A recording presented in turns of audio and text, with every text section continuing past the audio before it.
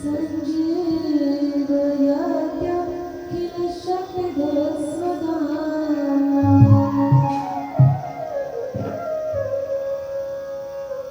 अन्याश्च हस्तचरणश्रवणत्वगादि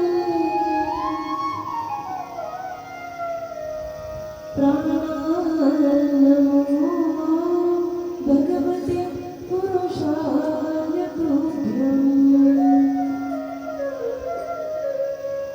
सुरासुरा सेवितपालपङ्कजा करे विराज कमनीयपुस्तका विधेश्च पत्नी कमलासनप्रिया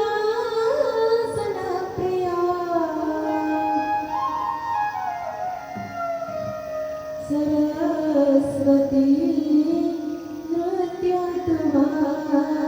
मे सदा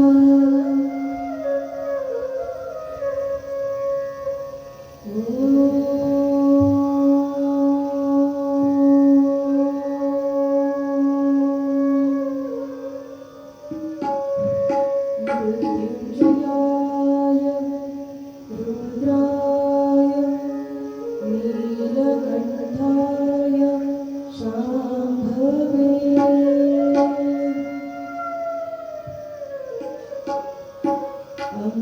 अमृतेशाय शर्वाय हरीश्वराय नमो नमः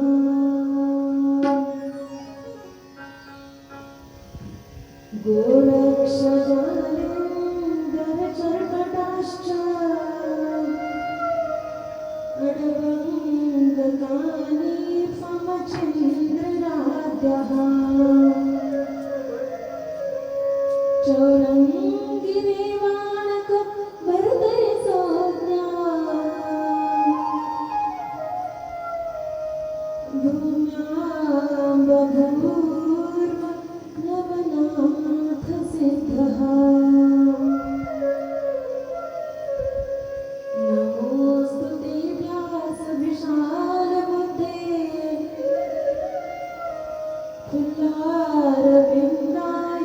फुल्लारविन्दायतपत्रनेत्र येन त्वया भारततैलपूर्णः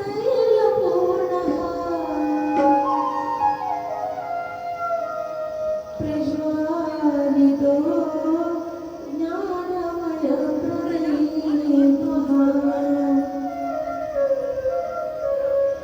जयन्ती मङ्गलाकारे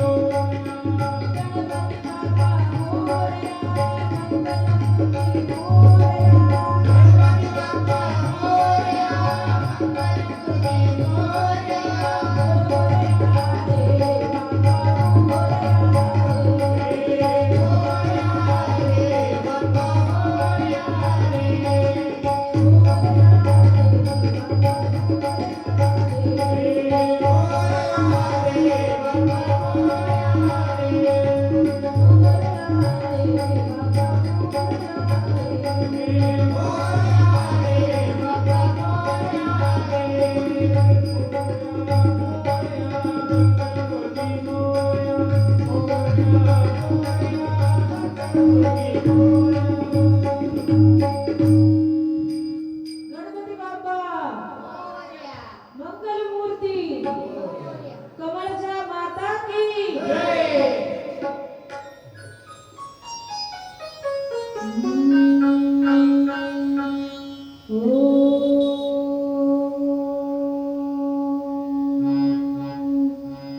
सर्व चैतन्य रूपा कामाद्या विद्या च धीमहि बुद्धिं ज्ञानः प्रचोदयात्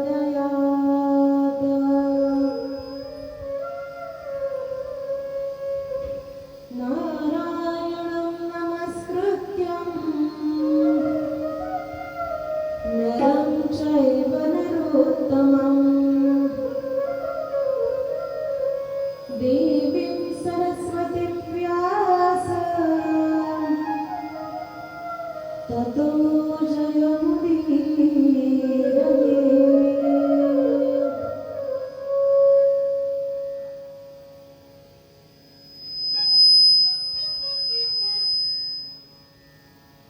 प्रस्तुत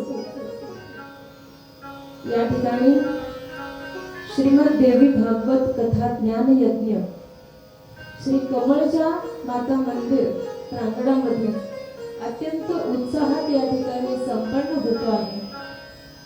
श्री गणेशाच्या पूजनाने सुरुवात केली आहे, त्यामुळे कार्य निर्विघ्नपणे संपन्न होईल यात काहीच शंका उरत नाही। सर्व उपस्थितांच्या चरणी अंतःकरणपूर्वक नमस्कार करते। नामोल्लेख कुणाचाही करत नाही, क्षमस्व, पण सर्वांच्या बद्दल फार मोठा आदर माझ्या मनामध्ये आहे। आवाज कमी झाला।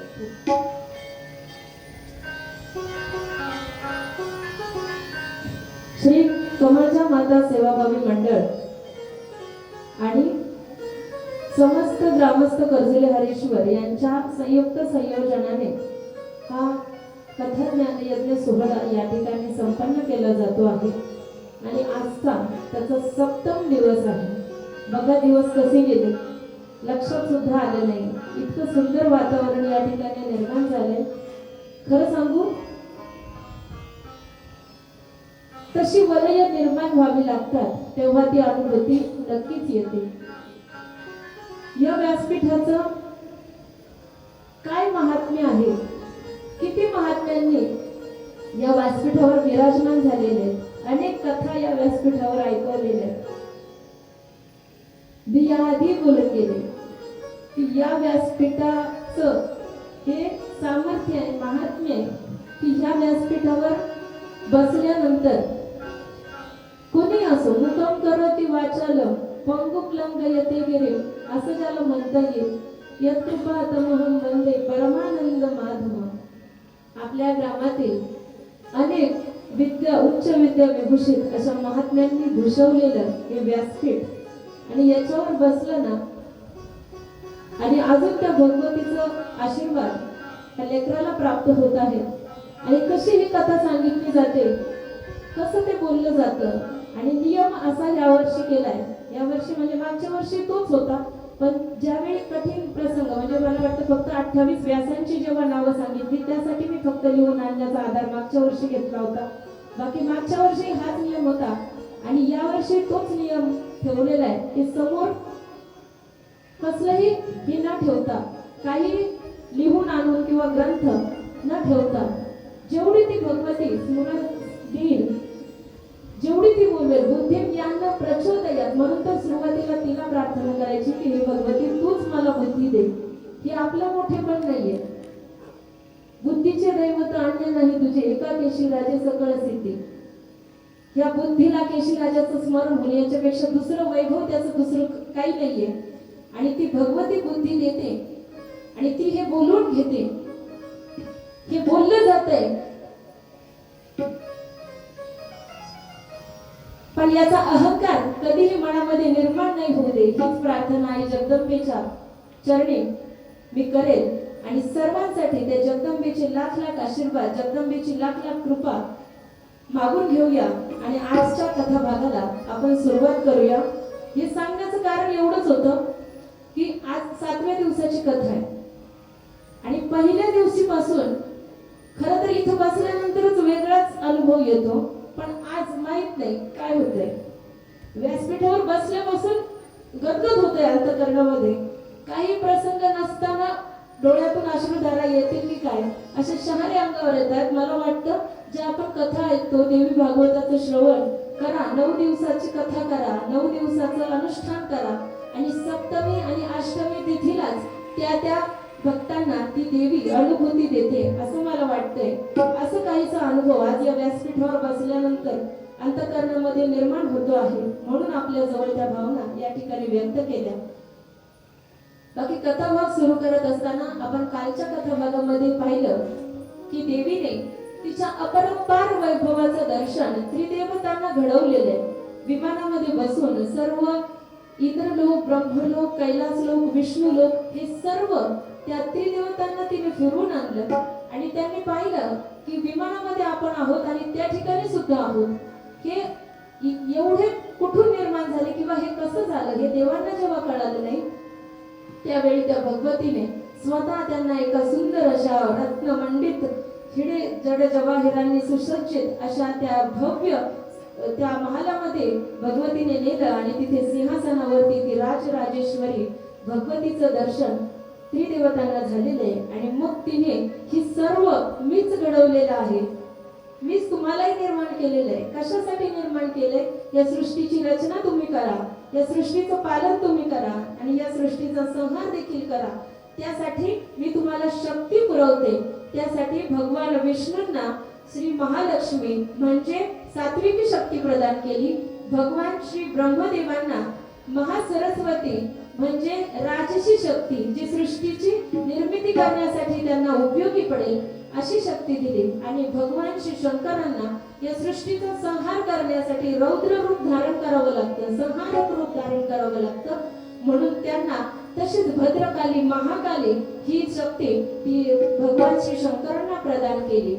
आणि बघा ह्या त्रिदेवतांमध्ये म्हणूया किंवा इतरही इंद्र, चंद्र, सूर्य, वरुण हे सर्व जे देवी देवता आहेत त्या सर्वांना शक्ती पुरवणारी देखील तीच एक आई भवानी जगदंबा आहे. तीच सर्वांची जगत जननी आहे. तिच्याशिवाय दुसरं सनातन असं या जगामध्ये काहीही नाही असं त्या भगवतीने सांगितलं. कारण बघा साधं उदाहरण सांगते बघा, तुमच्या लक्षात येईल. जेव्हा आपण कानाने ऐकतो, आपण डोळ्यांनी पाहतो, पण ती ऐकण्याची शक्ती जी आहे ती भगवती आहे, जी पाहण्याची शक्ती आहे ती भगवती आहे. अजून स्पष्ट करून सांगते, एखादी व्यक्ती जेव्हा आपण म्हणतो अंगात त्राण नाही राहिलं,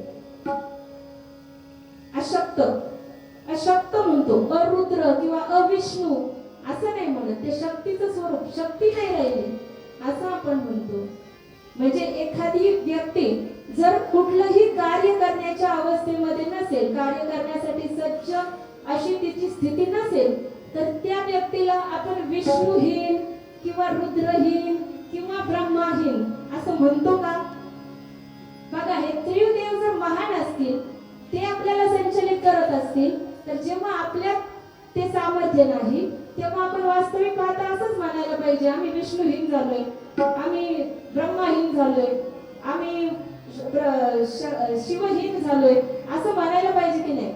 बघा, पटतंय का तुम्हाला? म्हणायला पाहिजे की नाही? जर त्रिदेव हे सर्व संचलित करत असतील तर आपण असं म्हणायला पाहिजे. पण आपण काय म्हणतो? शक्तीहीन. तिथे वर्म आहे. का आपण म्हणतो शक्तीहीन? कारण ते सामर्थ्य जरी त्यांचं असलं, निर्माण करण्याचं सामर्थ्य आहे, पालन पोषण करण्याचं सामर्थ्य आहे, संहार करण्याचं सामर्थ्य, ते त्यांचं काम आहे, ती त्यांची ड्युटी आहे, त्यांना दिलेलं आहे. कर्मचाऱ्यांना जसं काम दिलं जातं सोपून, तसं ते काम दिलेलं आहे. पण सगळ्यांचा मॅनेजर सर्वा ती शक्ती जर काढून घेतली तर मग प्रेतालाही सर्व अवयव असतात, शरीर असतं, पण त्याच्यामध्ये काय नसतं, ते चैतन्य नसतं, ती शक्ती नसते, त्यामुळे ते उठून भजन नाही करू शकत. हो की नाही? जेव्हा ते चैतन्य ती शक्ती निघून जाईल ना, मला सांगायचंय ती शक्ती म्हणजे ती जगदंबा आहे. एवढं महात्म्य, एवढं महत्वाचं स्थान आपल्या जीवनामध्ये त्या आई भवानी जगदंबेला आहे. आणि हे तिने स्वतः स्पष्ट करून सांगितलं बघा त्रिदेवतांना सुद्धा, म्हणजे त्यांना सुद्धा त्याचं स्मरण नव्हतं. तिनेच त्यांना जन्माला घातलं आणि त्यांच्या सहाय्याने पुन्हा तिने सृष्टीची निर्मिती केली. जसं काल ते प्रमाण आपलं झालं, तिने बापाची दादला केला. कोण वाईट म्हणे या बोला, सगळे तिच्याच बोलाने चाला, तरच कैवल्य सुख तुम्हाला. हो की नाही? वांज गर्भित झाली बाहेर, व्याली 25 पोरे तिये. तिने बापाची दादला केला, तो तियेशी शिवला नाही. वांज गर्भिणी झाली बाहेर, व्याली 25 पोरे तिही. ऐसी व्याली सारीच सृष्टी, न पडता भ्रताराची दृष्टी. हे कसं झालं? हे यांच्याकडूनच झालं, पण तिने ठरवलं. यांना सुद्धा त्याचं स्मरण नाही. जेव्हा तिने ठरवलं यांना ते ज्ञान करून द्यायचं, तेव्हाच त्यांना ते सुद्धा तिच्याच प्रेरणेने त्यांना ही गोष्ट सुद्धा ज्ञात झाली. मी पहिल्या दिवसापासून सांगते की देवी भागवत कथेचं आयोजन फार दुर्मिळ प्रमाणात, कमी प्रमाणात आपल्याला पाहायला मिळतं. त्याचं कारण सुद्धा हेच आहे की इतर कार्य जे असतात ते सामान्य व्यक्तीच्या संकल्पातून पूर्णत्वाला जातात. पारायणाला बसणारी मंडळी असतील किंवा सप्ताहाचं पुढच्या वर्ष अजून मोठं नियोजन आहे आमचं, असं आपण म्हणतो. मुलीचं लग्न फार थाटामाटात आम्हाला करायचंय असं आपण म्हणतो. हे आपले संकल्प झाले. सत्यनारायण पूजा घालायची हे आपले संकल्प झाले. हे आपल्या संकल्पाने त्या देवतेच्या आशीर्वादाने पूर्ण होतात. पण देवी भागवत कथा देवी स्वतः सांगेल ना, तेव्हाच ती संपन्न होते. म्हणजे तिच्या संकल्पानेच तिला जर वाटलं की या माझ्या भक्तांना माझ्या लीला ऐकवाव्यात, या भक्तांवर माझी कृपेचा वर्षाव करावा, असं तिला वाटलं ना, तरच या कथा श्रवणाला मिळतात. बरं, कुणालाही नाही मिळत. सत्य संकल्पाचा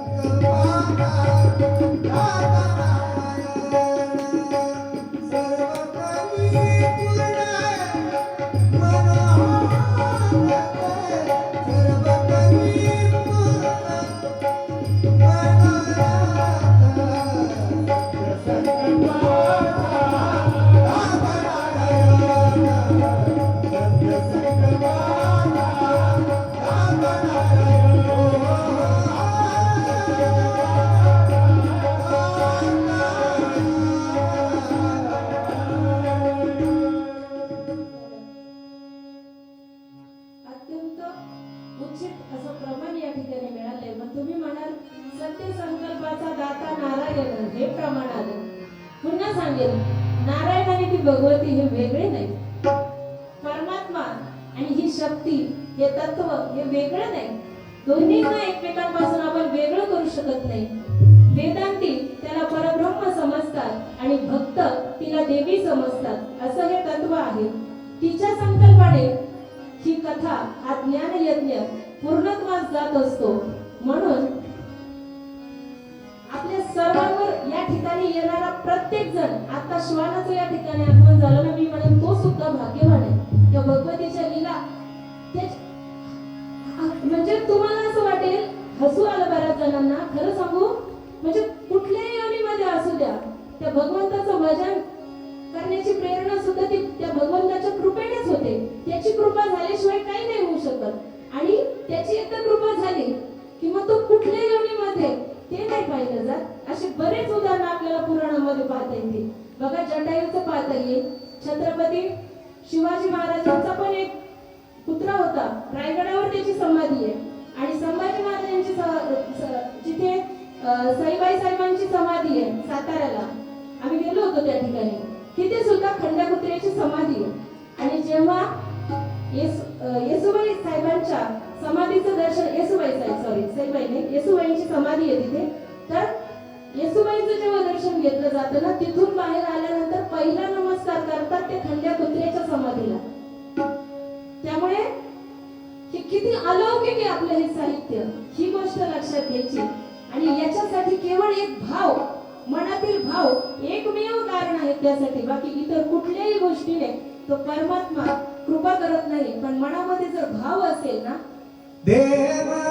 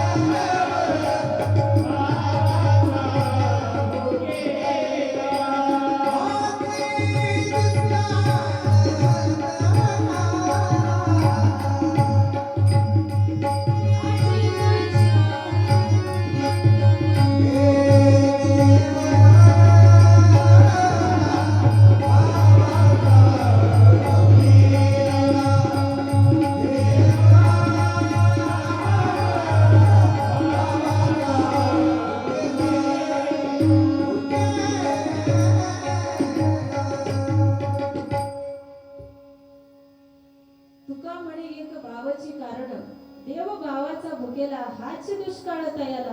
त्याला फक्त भाव पाहिजे हो मनामध्ये. जशी आपल्याला त्याच्या भेटीची ओढ आहे, जसं त्या जगदंबेला भेटण्याची ओढ आपल्या मनामध्ये ना, तशीच तिला सुद्धा आहे. पण हे दुर्दैव म्हणता येईल की तिला ज्या प्रमाणात तो भाव तिला अपेक्षित आहे कृपा करण्यासाठी, तेवढं प्रेम आपल्याकडून तिला नाही मिळत.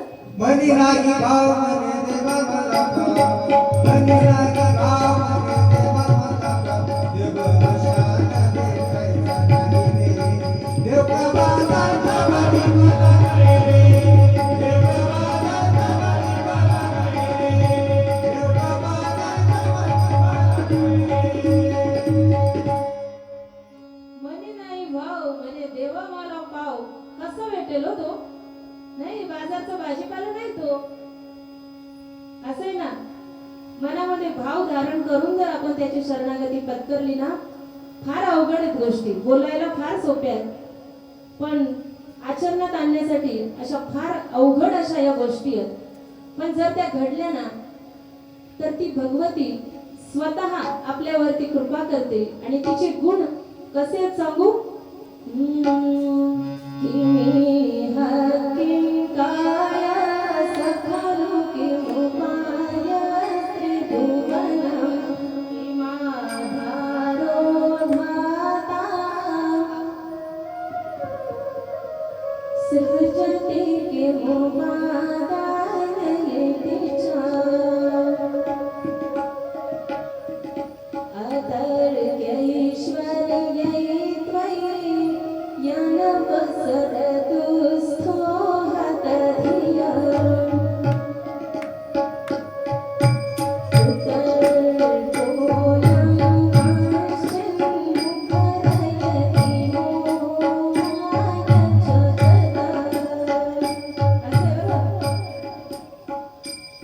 ती भगवती जी आहे ना, भगवान शंकर, शिवाची ती शक्ती आहे. असं आहे, भगवान शंकर हे सर्व सृष्टीचे संहार करणारे आहेत.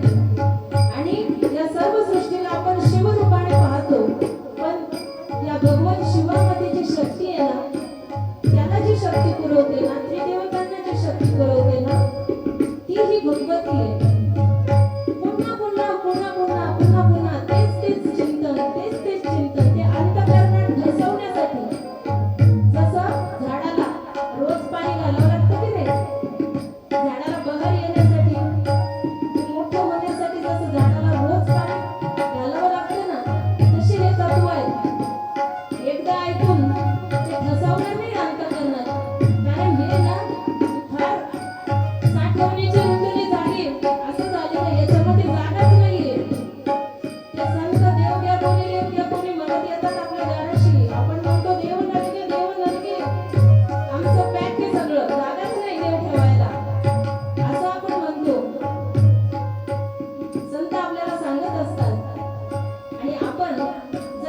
भक्तिपूर्वक अंतःकरणाने भगवंताची शरणागती करू लागलो तर त्या दिव्य शक्ती आपल्याला देखील प्राप्त होतात आणि त्या तत्वाचं चिंतन 1 दिवस 2 दिवस सप्ताहापुरतं नवरात्रीचे 9 दिवस असं म्हणून सारायचं नाही.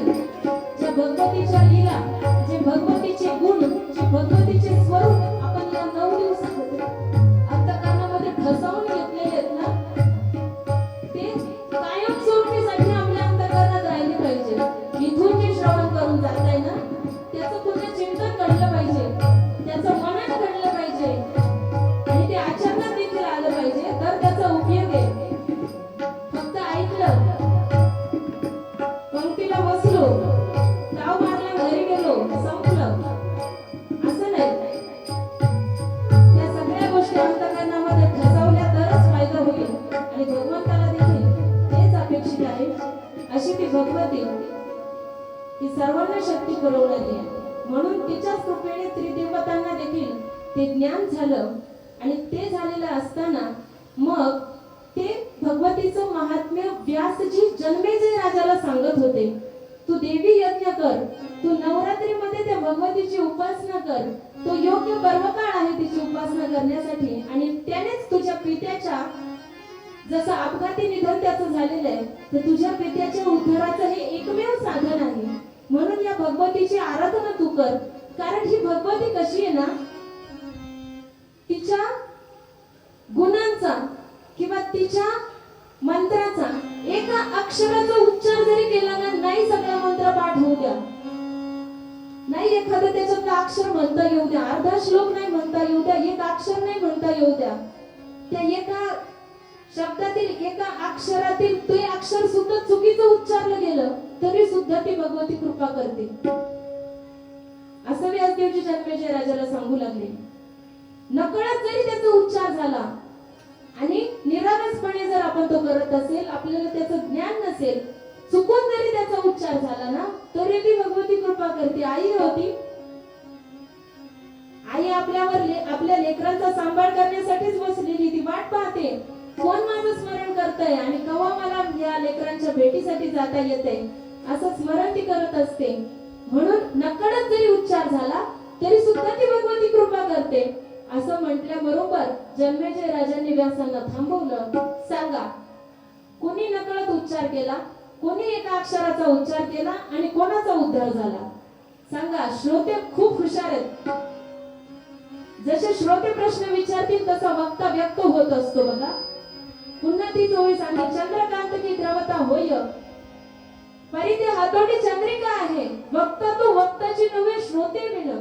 ही गोष्ट फार महत्वाची. बोलणारा हुशार असेल पण श्रोत्यांच्या मनाचं समाधान जर त्याला करता आलं नाही ना तर उपयोग नाही. आणि विचारणारे श्रोते फार हुशार आहेत, म्हणून तर त्याचं साहित्य झालं असं मी म्हणेन. आणि आजही आपल्याला ते मार्गदर्शक ठरतंय.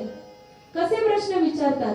शौनकांनी सुतांना प्रश्न विचारले, जन्मेजय राजाने व्यासांना प्रश्न विचारले आणि त्यातून हे संपूर्ण त्या अर्ध्या श्लोकाचा हा विस्तार म्हणजे हे देवी भागवत संपूर्ण 12 स्कंदाचा हा ग्रंथ त्या ठिकाणी निर्माण झाला. 300 अध्याय आहेत एकूण, 12 स्कंद आहेत, असा हा मोठा ग्रंथ तयार झाला.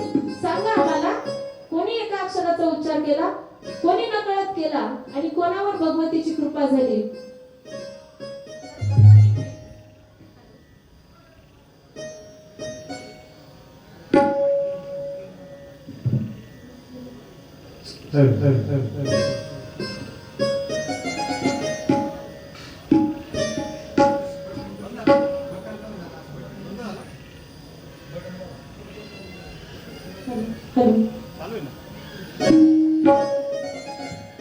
कसं काय झालं पण काय माहिती.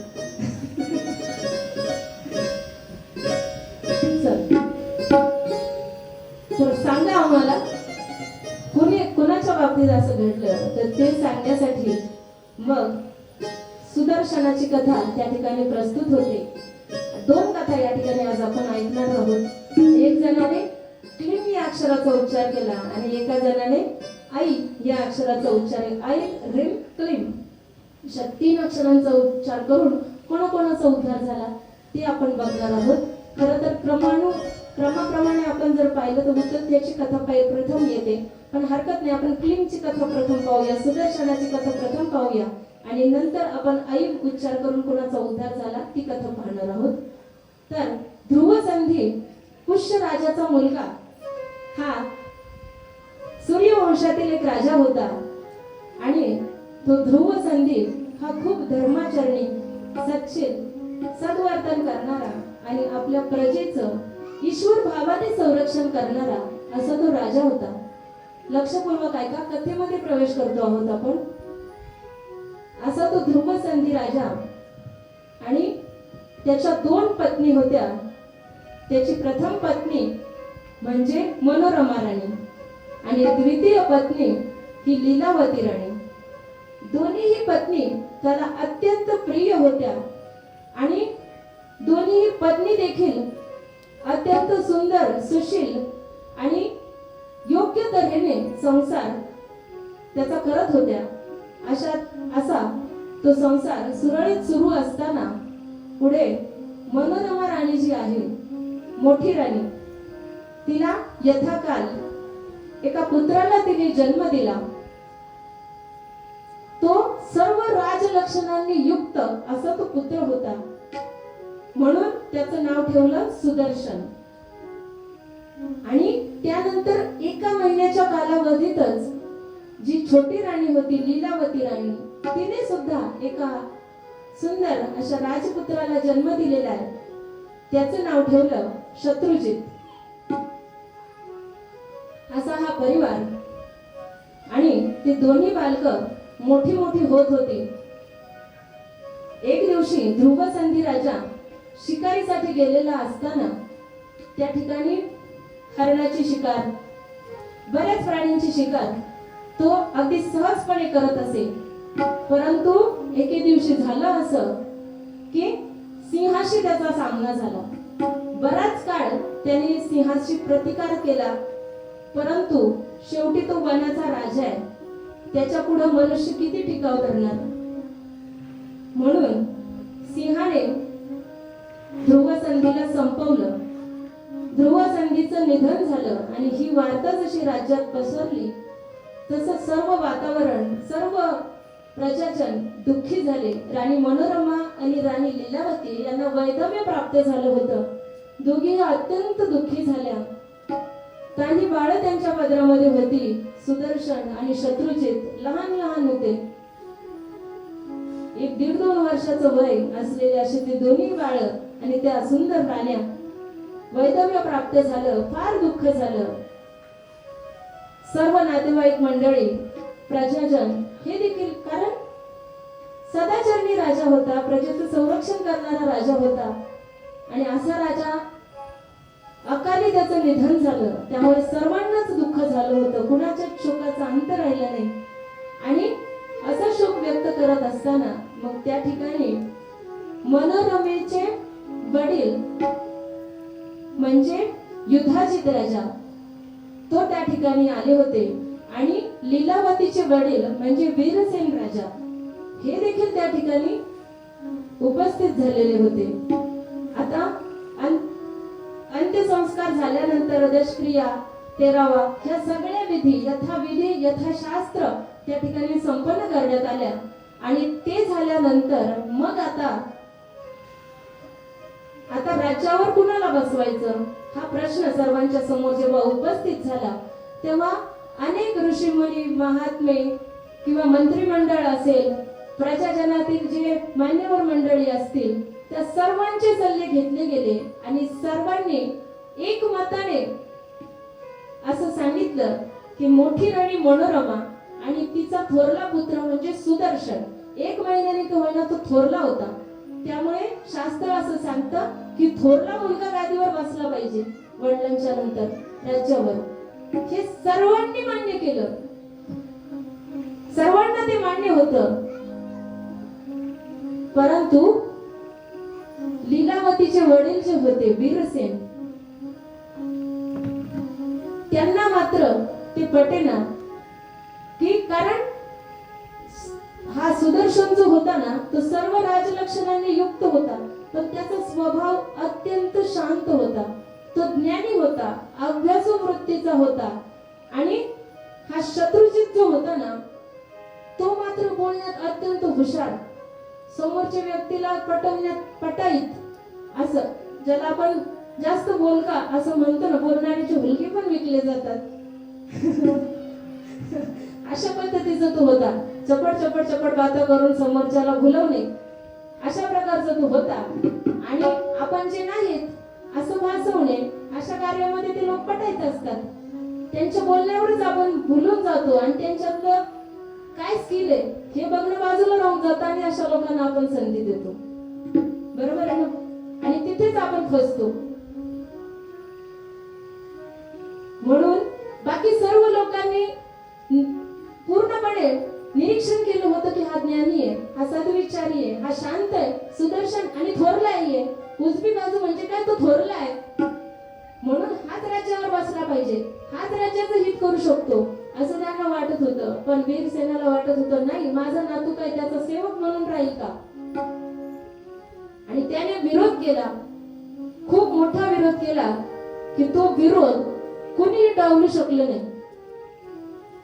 परंतु जे मनोरमेचे वडील होते युधाजित, यांनी मात्र त्याला विरोध केलेला आहे पूर्णपणे.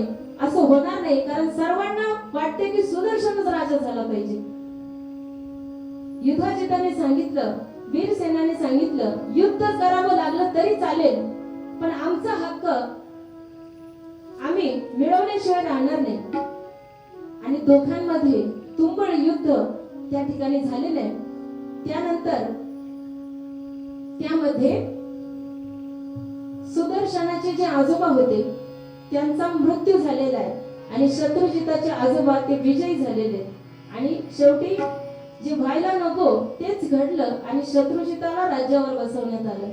सगळीकडे अराजकता माजवली, सगळ्यांच्या मनाच्या विरुद्ध असा तो निर्णय घेण्यात आला होता.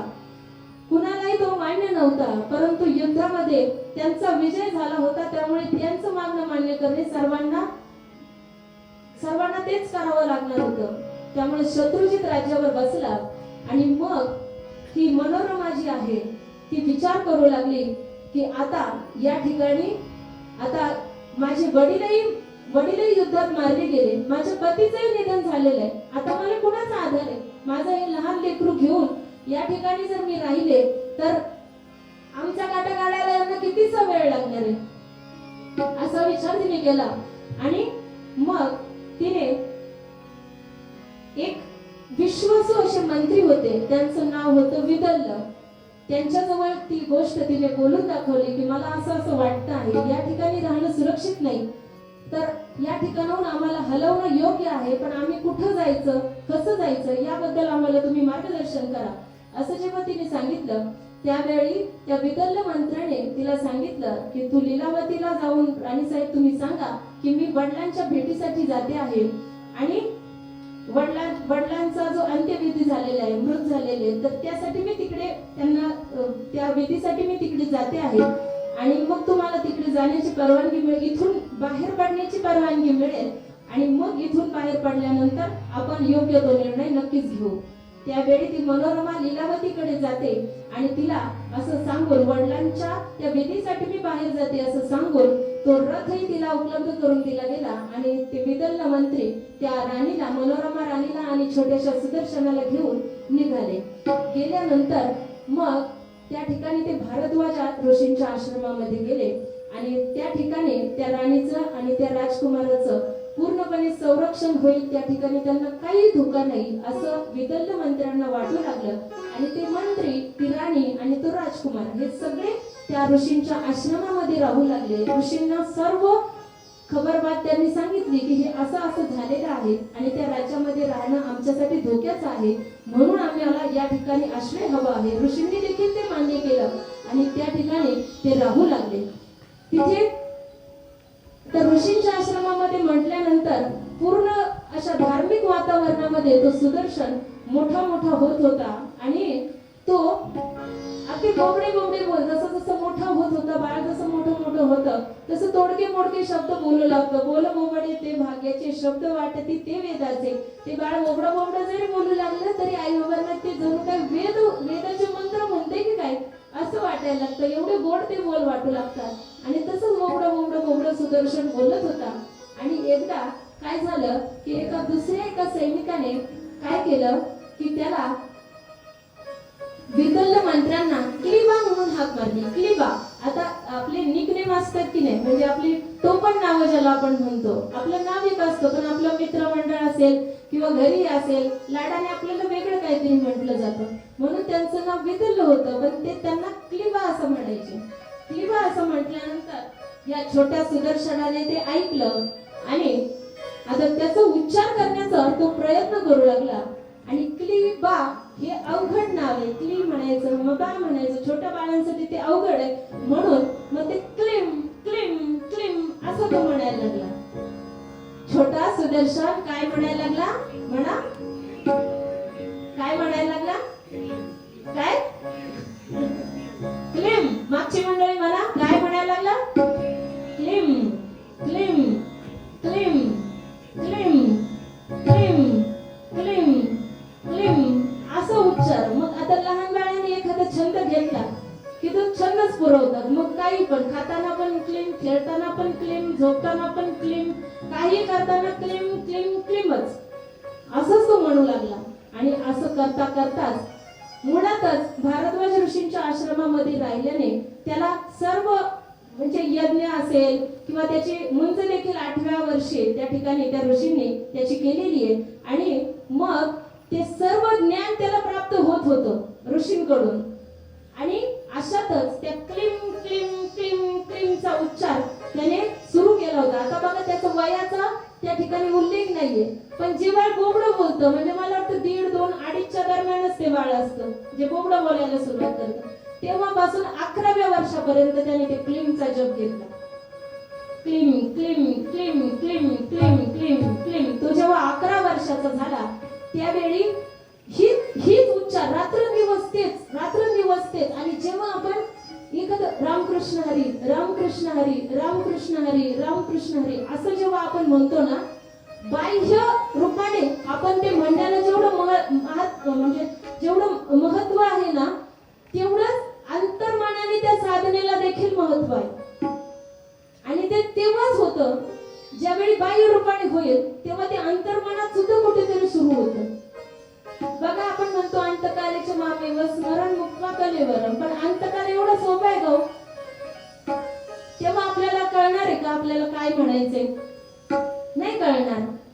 मग थोडक्यात सांगते, त्यावेळी आपण जर जीवनभर बाह्य अंगाने जर आपण म्हटलो असेल रामकृष्ण हरी रामकृष्ण हरी रामकृष्ण हरी रामकृष्ण हरी रामकृष्ण हरी रामकृष्ण हरी रामकृष्ण हरी अशी म्हणण्याची जर आपल्या जिभेला सवय असेल ना, बाह्य रूपाने का म्हणे ना, तर कुठेतरी हा प्रत्येकाने घ्यायचा अनुभव आहे. कुठेतरी आपण म्हणत नसतो ती गोष्ट, आपण एकांतात असतो. बघा आपल्यालाच अंतःकरणामध्ये ऐकू येईल आतमधून. त्या आतमध्ये जप सुरू झालेला असतो. या स्थितीला आपल्याला पोहोचायचंय. लक्षात इकडे बघा तुम्ही, इथं विचलित होऊ नका. फार महत्वपूर्ण गोष्ट सांगते आहे. जे काही आहे ते सगळं समोर येणार आहे, त्यामुळे इकडे लक्ष द्यायचं. सध्या फार महत्वपूर्ण गोष्टी सांगते, कारण ते तसं होण्यासाठी आपल्या अंतर्मनातून साधना होण्यासाठी भगवंतच तसा बुद्धियोग प्रदान करत असतो.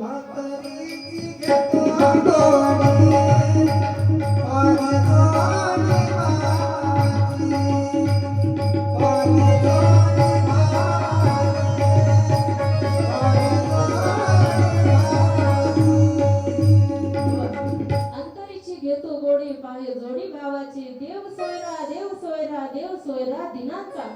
असा दिनांचा नाथ, असा तो कृपा सिंधू ज्याला म्हणता येईल, करुणा कर, अशा किती उपाधी त्याला द्याव्यात, आपले शब्द त्या ठिकाणी पूर्ण नाहीत.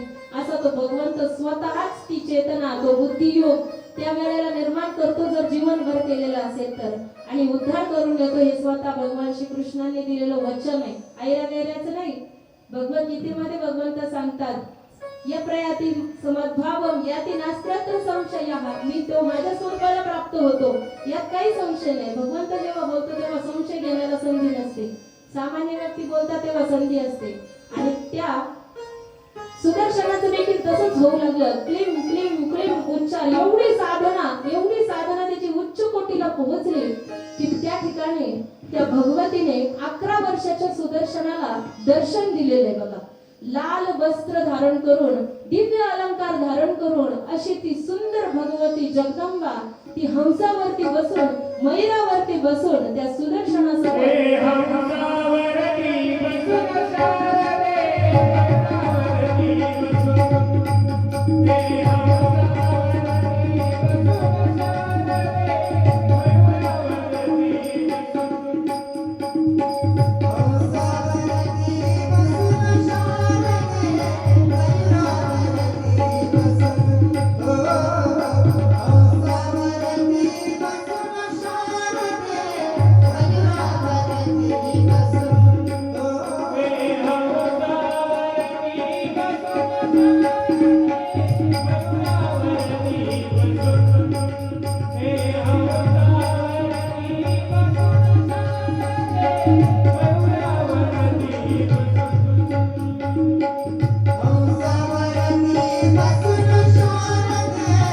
शारदे, मयूरावरती बसून.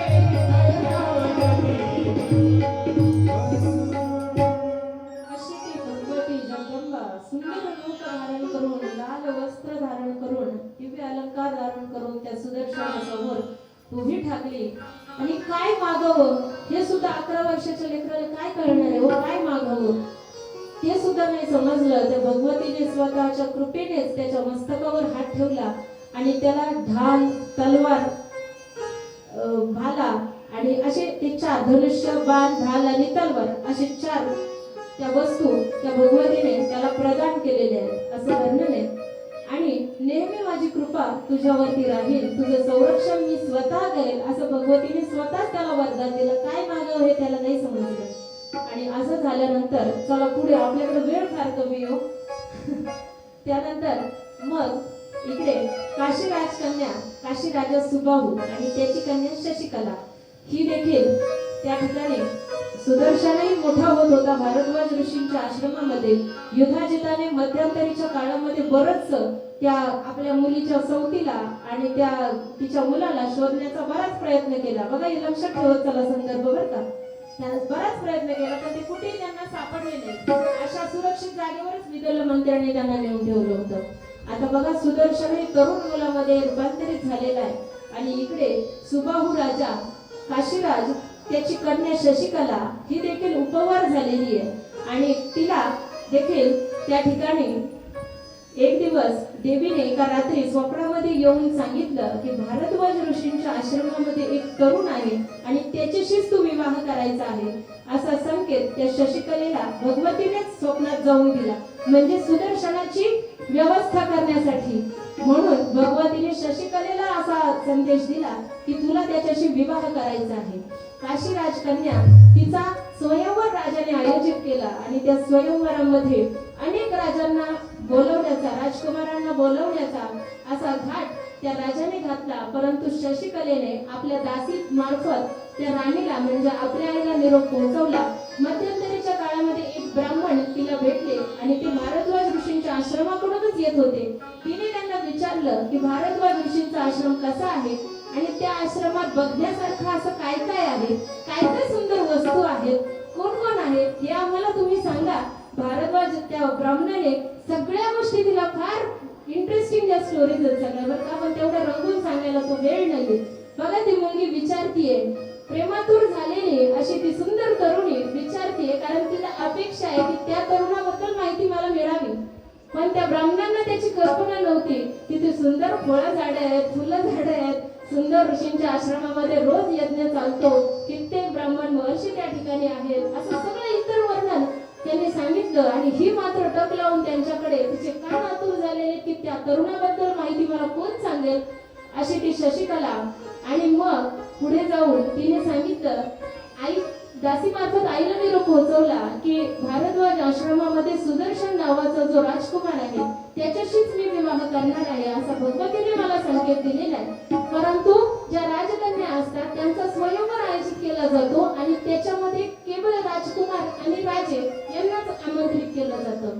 तर सुदर्शन तसं पाहिलं तर राजकुमारच होता, पण लहानाचा मोठा ऋषींच्या आश्रमामध्ये झालेला होता, त्यामुळे त्याला कोणी राजा किंवा राजकुमार असं मानायला तयार नव्हतं. आणि त्यामुळं मग तो निरोप आईने तिच्या बाबांकडे सुबाहूकडे पोहोचवला आणि त्यांनाही विरोध झाला पूर्ण की नाही, या राजकन्याचा विवाह स्वयंवराच्या माध्यमातूनच झाला पाहिजे. त्याचे दोन प्रकार असतात, एक आहे इच्छापूर्ती स्वयंवर, म्हणजे त्या ठिकाणी आलेले जे राजे राजकुमार आहेत त्यातील आपल्याला जो वर पसंत येईल त्याला वरमाला घालून विवाह करणे, हा झाला इच्छापूर्ती स्वयंवर. आणि दुसऱ्या क्रमांकाचा स्वयंवर म्हणजे त्यामध्ये काहीतरी पण ठेवला जातो, जसं सीतेचा स्वयंवर झाला त्यामध्ये ती धनुष्याला बाण लावण्याचा असा तो पण त्या ठिकाणी ठेवलेला होता. असे दोन प्रकारचे स्वयंवर केले जातात. तर ह्या शशिकलेचा स्वयंवर जो आहे तो इच्छापूर्ती स्वयंवर, म्हणजे तुझ्या स्वेच्छेने तू इच्छित वर त्या ठिकाणी वरू शकते असं होतं. पण तरी सुद्धा जर त्याला आमंत्रणच दिलं गेलं नाही तर तो कसा येणार. आणि त्याही पेक्षा पुढची गोष्ट म्हणजे ही शशिकला जी होती ना, ती अत्यंत पतिव्रता अशा प्रकारचं वर्तन करणारी होती, सुंदर होती, सच्चिल होती, सात्विक भावना तिच्या होत्या. ती म्हणाली, जर माझा पती मी आधीच निश्चित केला आहे तर माझ्या स्वयंवरासाठी आलेल्या इतर राजे आणि राजकुमारांच्या कामुक नजरा मी का सहन करू, की ही पत्नी माझ्यासाठी योग्य आहे की नाही या नजरेने सर्व माझ्याकडे पाहणार, माझे गुण अवगुण तपासणार. या नजरा मला नको आहेत, त्यासाठी स्वयंवरासाठी मी जाणार नाही, असं ती आपल्या पित्याला म्हणू लागली. आणि मग शेवटी तरी सुद्धा इतर राजांनी ह्या राजकन्याचा विवाह हा स्वयंवराच्या माध्यमातूनच व्हायला हवा असं सांगितलं. आणि शशिकलेने तिकडे देखील निरोप पाठवला की सुदर्शनाला देखील मग स्वयंवराला त्या ठिकाणी बोलवून घेतलं. अनेक केरळचा राजा हा युधाजी देखील आपल्या नातवाला घेऊन त्या ठिकाणी आला होता, शत्रुजिताला घेऊन आला होता की ही सुंदर कन्या, ही लावण्यवती, ही माझ्या नातवालाच मिळाली पाहिजे असं त्याला वाटत होतं. आणि याच इच्छेने अनेक राजे राजवाडे त्या ठिकाणी उपस्थित झालेले होते. परंतु शशिकला मात्र वरणार होती. सुदर्शनाला ही बातमी देखील सर्वांपर्यंत पोहोचली आणि त्या ठिकाणी भरपूर वादविवाद, भरपूर गदारोळ, भरपूर चर्चा झाल्या. आणि ही सुंदर स्त्री, ही लावण्यवती, याच्यावरती ही सिंहाचा अधिकार आहे, हा गिधाडाचा अधिकार नाही, इथपर्यंत राजे लोकांच्या त्या चर्चा त्या ठिकाणी होऊ लागल्या. युधाजित म्हणू लागला, ही सुंदर स्त्री प्राप्त करण्याचा हक्क फक्त माझ्या नातवाचा आहे. आता हा पण त्याचाच नातू होता ना, पण ते धृतराष्ट्राप्रमाणे मामका पांडवाश्चैव असा तो प्रकार आहे, त्याला काय करणार कोण. अशा पद्धतीने मग भरपूर गदारोळ झाला, भरपूर चर्चा झाल्या, युद्धाला तोंड फुटलं. आणि मग आता युद्ध केल्यानंतर मग सुदर्शनाकडे काही सैन्य नाही किंवा या सर्वांचा प्रतिकार तो कशा प्रकारे करू शकेल ही गोष्ट अगदीच अशक्यप्राय अशी वाटत होती. परंतु शशिकलेने मात्र मनामध्ये ठाम निश्चय केला होता की काही झालं तरी मी सुदर्शनाशीच विवाह करणार आहे. असं जेव्हा सांगितलं तेव्हा सुदर्शनाकडून मनोरमेला घेऊन तो त्या ठिकाणी आलेला होता. आणि मग मनोरमा आणि सुदर्शनाने त्यांना सांगितलं की उद्या स्वयंवर आहे ना, तर आदल्या दिवशी रात्रीच आमचा विवाह उरकून घ्या. आणि एकदा विवाह झाला की मग कोण काय मियां बीबी राजी तो क्या करेगा काजी, ऐसी बात है ना. एकदा विवाह झाला की झाला, मग बाकीचे लोक काही करू शकत नाही. इकडे लक्ष द्यायचं, सर्वांनी लक्षपूर्वक ऐकायचं. फार तळमळीने या कथा या ठिकाणी सांगते आहे. म्हणून जावई ठरला आणि आता मुलगी ऐकत नाही. सुदर्शनही तसा राजालाही तो पसंतच आलेला होता. स्वभावही राजा चांगलाच होता, धर्माचरणी होता, तोही सदाचरणी होता, त्यामुळे त्यालाही तो पसंत होता. पण इतर राजांच्या ज्या मागण्या होत्या किंवा त्यांनी जे वाद घातले त्यामुळे राजा काही बोलू शकत नव्हता आणि त्यामुळं मग त्याने सुद्धा तो प्रस्ताव मान्य केला. शशिकला म्हटली, ते राजे सुबाहू म्हटलं त्या राजाने जर आक्रमण केलं तर काय होणार. शशिकला म्हटली, मला घेऊन जात असताना जर त्या राजाने आक्रमण केलं, त्याच्यामध्ये जर या सुदर्शनाचा मृत्यू झाला, माझ्या पतीचा मृत्यू झाला, तर मी त्याच क्षणी मी सुद्धा माझा जीव त्या ठिकाणी देईल, मी सुद्धा त्यांच्यासोबत सती जाईल. पण अशा परिस्थितीत सुद्धा अशी परिस्थिती निर्माण होईल अशी संभाव्यता असताना सुद्धा मी दुसऱ्या वराचं वरण करणार नाही. अशी इतकी एकनिष्ठ अशी ती शशिकला होती. आणि ती सुदर्शनाबरोबर तिचा विवाह संपन्न झाला. आणि जेव्हा ती जाऊ लागले, सुदर्शन तिला घेऊन जाऊ लागला, नवरा नवरी रथावरती बसून जेव्हा जाऊ लागले, त्यावेळी मग या सर्व राजाने युधाजिताने सर्वांना उत्सवलं. तो लीलावतीचे वडील युधाजित जे होते, शत्रुजित, त्या सर्वांनी युद्धजन्य परिस्थिती निर्माण केली. सगळ्या राजांना हाताशी धरला आणि सुदर्शनाला संपवायचं असं त्यांनी ठरवलं. आणि मग सर्वजण आता हे एवढेच. आणि सुबाहू सुद्धा काही सैन्य घेऊन त्यांच्या संरक्षणार्थ त्या ठिकाणी आलेला होता. पण जेवढे स्वयंवराला आलेले होते ते राजे संख्येने खूप जास्त होते आणि तेवढ्या राजांचं सगळ्यांचं सैन्य पण त्यांच्या सोबत होतं. त्यामुळे एवढ्या सगळ्यांचा प्रतिकार करणं एकट्या सुबाहूला शक्य नव्हतं आणि सुदर्शनाला तर काहीच बॅकिंग नव्हतं. अशा पद्धतीमध्ये कशा या परिस्थितीला सामोरं जावं हे कळत नव्हतं. तो रथ दौडत होता आणि हे सगळे राजे युद्धासाठी समोरून त्यांना आवाहन देत होते. मग युद्धजन्य परिस्थिती त्या ठिकाणी निर्माण झाली. जोपर्यंत होऊ शकेल तोपर्यंत सुबाहूने सगळ्या राजांचा प्रतिकार केलेला आहे. पण जेव्हा आपलं सामर्थ्य देखील संपुष्टात येत आहे असं सुबाहूला जाणवू लागलं, त्यावेळी हे सगळं आता संपेल की काय, आपला तर अंत निश्चित आहे. आणि जावई आणि लेकीचा लग्नाच्या दिवशीच अंत होतो की काय अशी परिस्थिती त्या सुबाहू पुढे निर्माण झाली. आणि आता काय होईल, अत्यंत भयानक परिस्थिती निर्माण झाली. आता काय होईल, आता काय होईल, काहीच समजत नव्हतं.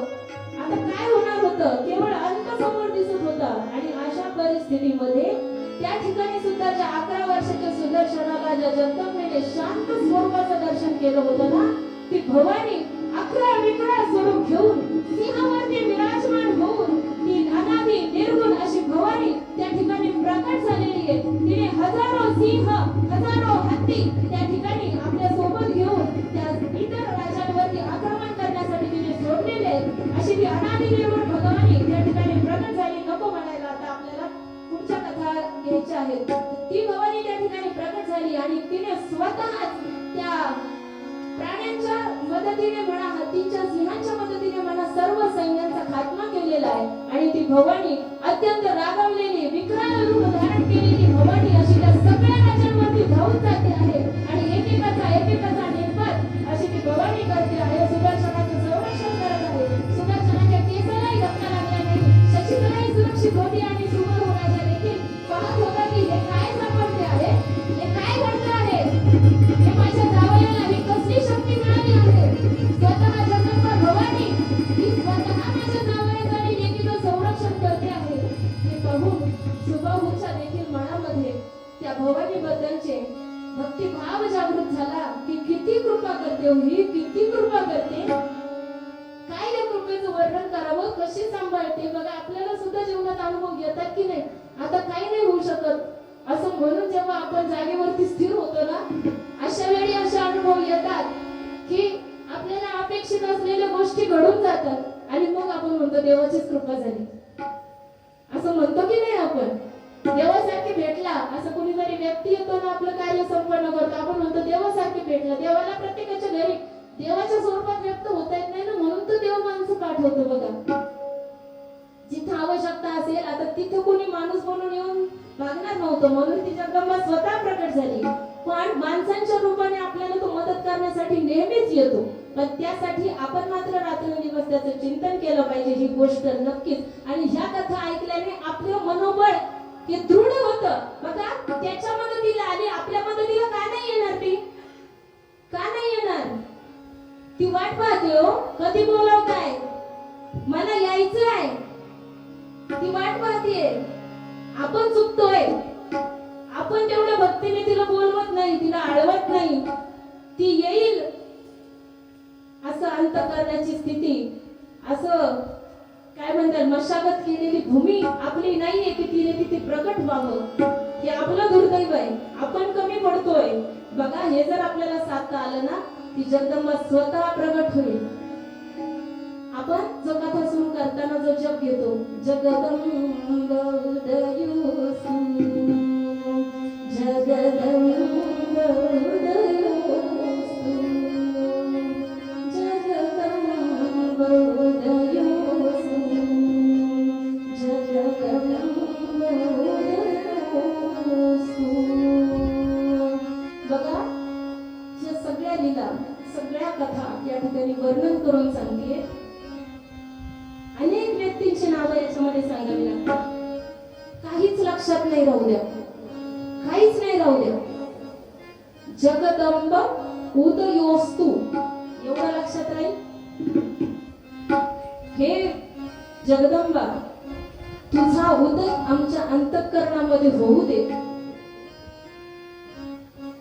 तू आम्हाला प्रेरणा दे. तुझी शक्ती आमच्यामध्ये जागृत होऊ दे. तुझी शक्ती हवी का मला? हे जसं जिजाऊ मातेने मागितलं ना, तशीच शक्ती मागायची आहे. आमच्या ठिकाणी देखील तुझ्या त्या शक्तीचा उदय होऊ दे. म्हणून जगदंब उदयोस्तु ही प्रार्थना आहे. ही मनाने रचलेली नाहीये. ग्रंथाच्या प्रथम पानावरती ती प्रार्थना आहे, जगदंब उदयोस्तु. त्यामुळे तेवढे 2 अक्षर शब्द जर तुम्ही लक्षात ठेवू शकले ना, त्याचा जप करायचा. बघा, त्याची अनुभूती प्रत्येकाला येईल. ती कोणाला बोलून नाही दाखवायची, आपला आपला आनंद घ्यायचा. अशी ती जगदंबा भवानी प्रकट झाली, तिने संरक्षण केलेलं आहे. आणि त्या सुबाहूला देखील भक्तिभाव तिच्या मनामध्ये जागृत झाला. त्यामुळे त्याला देखील त्याने देखील जगदंबेची आराधना केली. आणि त्याला देखील जगदंबेने सांगितलं, मी तुला काय वरदान हवं आहे माग. त्यावेळी सुबाहूने सांगितलं, माझ्या देखील संपूर्ण राज्याचं जोपर्यंत ते राज्य राहील तोपर्यंत तू संरक्षण करावंस. हेच मागणं मी तुझ्याकडे मागतो आहे. अशी प्रार्थना सुबाहूने केली. आणि त्या राज्याचं संरक्षण करण्याची जबाबदारी त्या जगदंबेने स्वीकारली. ती जबाबदारी जगदंबेवर स्वीकारून सुबाहू राजा आपल्या जगदंबेच्या आराधनेमध्ये स्वतःला वाहून घेण्यासाठी त्या ठिकाणाहून निघून गेला. पुढे त्याचा देखील भगवतीची आराधना करून नंतर त्याचाही भगवतीच्या कृपेने उद्धार झाला. इकडे सुदर्शन आणि शशिकला हे पुढे गेले. नंतर शत्रुजित आणि युद्धजित यांचा देखील अंत त्या युद्धामध्ये झालेला आहे. तिकडचं सिंहासन परत रिकामं झालं आणि हा राजकुमार त्या ठिकाणी पोहोचल्यानंतर ते अयोध्येचं राज्य पुन्हा एकदा त्या राज्यावरती या सुदर्शनाचा राज्याभिषेक झालेला आहे. गंगाजल, दुग्ध या सर्वांनी त्याच्यावरती मंगलवाद्यांच्या गजरामध्ये हा राज्याभिषेक त्या ठिकाणी संपन्न झाला. आणि हा धर्माचरणी राजा पुन्हा एकदा त्या अयोध्येच्या राज्यावरती विराजमान झालेला आहे भगवतीच्या कृपेने. आता असं झाल्यानंतर या कथेच्या दरम्यान मध्ये एकदा कुठेतरी त्यांनी सुद्धा प्रभू श्री रामांनी सुद्धा त्या भगवतीचं स्मरण केलेलं आहे. आणि त्या भगवतीच्या कृपेनेच प्रभू श्री रामांना देखील त्या राम रावण युद्धामध्ये त्यांनी पराक्रम गाजवला आणि विजय प्राप्त केला असा संदर्भ येतो. आणि पुढे जन्मेजय राजा त्यांना ते रामचरित्र देखील मला सांगा अशी विनवणी करतो. आणि पुढे आपल्याला रामचरित्र देखील ऐकायचंय. पण ऐन या बीज मंत्राची कथा आपण या ठिकाणी ऐकूया आणि त्यानंतर संक्षिप्त रामचरित्र पाहून आजच्या कथा भागाला आपण विराम देऊया. ठीक आहे. तर नैमिषारण्यामध्ये सर्व ऋषीमुनी बसलेले असताना आता पुन्हा तिथे जाऊया. जन्मेजय राजा सांगतोय, सांगा कुणाचा उद्धार झाला, कोणी काय जप केला आणि कुणाचा कसा उद्धार झाला, कोणी नकळत जप केला आणि कुणाचा कसा उद्धार झाला सांगा आम्हाला, असं तो म्हणत असताना मग व्यास मुनींना आठवलं की ते एकदा नैमिषारण्यामध्ये जेव्हा गेले होते तेव्हा अनेक ऋषीमुनी, शौनकादिक ऋषी त्या ठिकाणी आलेले होते. आणि त्याच्यामध्ये जमदग्नी ऋषींनी त्या ठिकाणी प्रश्न केला की हे जे इतर देवी देवता आहेत, इंद्र, चंद्र, सूर्य, वरुण, हे सर्व जे देवता आहेत त्रिदेव सुद्धा त्याच्यामध्ये सामील आहेत. तर या सर्वांना शक्ती पुरवणारे अशी ती कोण आहे, किंवा या सर्वांमध्ये श्रेष्ठ कोण आहे, असा प्रश्न जमदग्नी ऋषीने जेव्हा उपस्थित केला त्यावेळी या प्रश्नाचं उत्तर देत असताना त्या ठिकाणी लोमश नावाचे मुनी होते, ऋषी होते. त्यांनी मग त्या प्रश्नाचं उत्तर देण्यासाठी सज्ज झाले आणि त्या प्रश्नाचं उत्तर देताना ही कथा त्या ठिकाणी उपस्थित होती. मग लोमश मुनी सांगू लागले की त्या ठिकाणी देवदत्त नावाचा एक ब्राह्मण होता. तो देखील वेदांती सचिल त्रिकाल संध्या करणारा, सर्व वेद मंत्र जाणणारा असा तो ब्राह्मण होता देवदत्त नावाचा.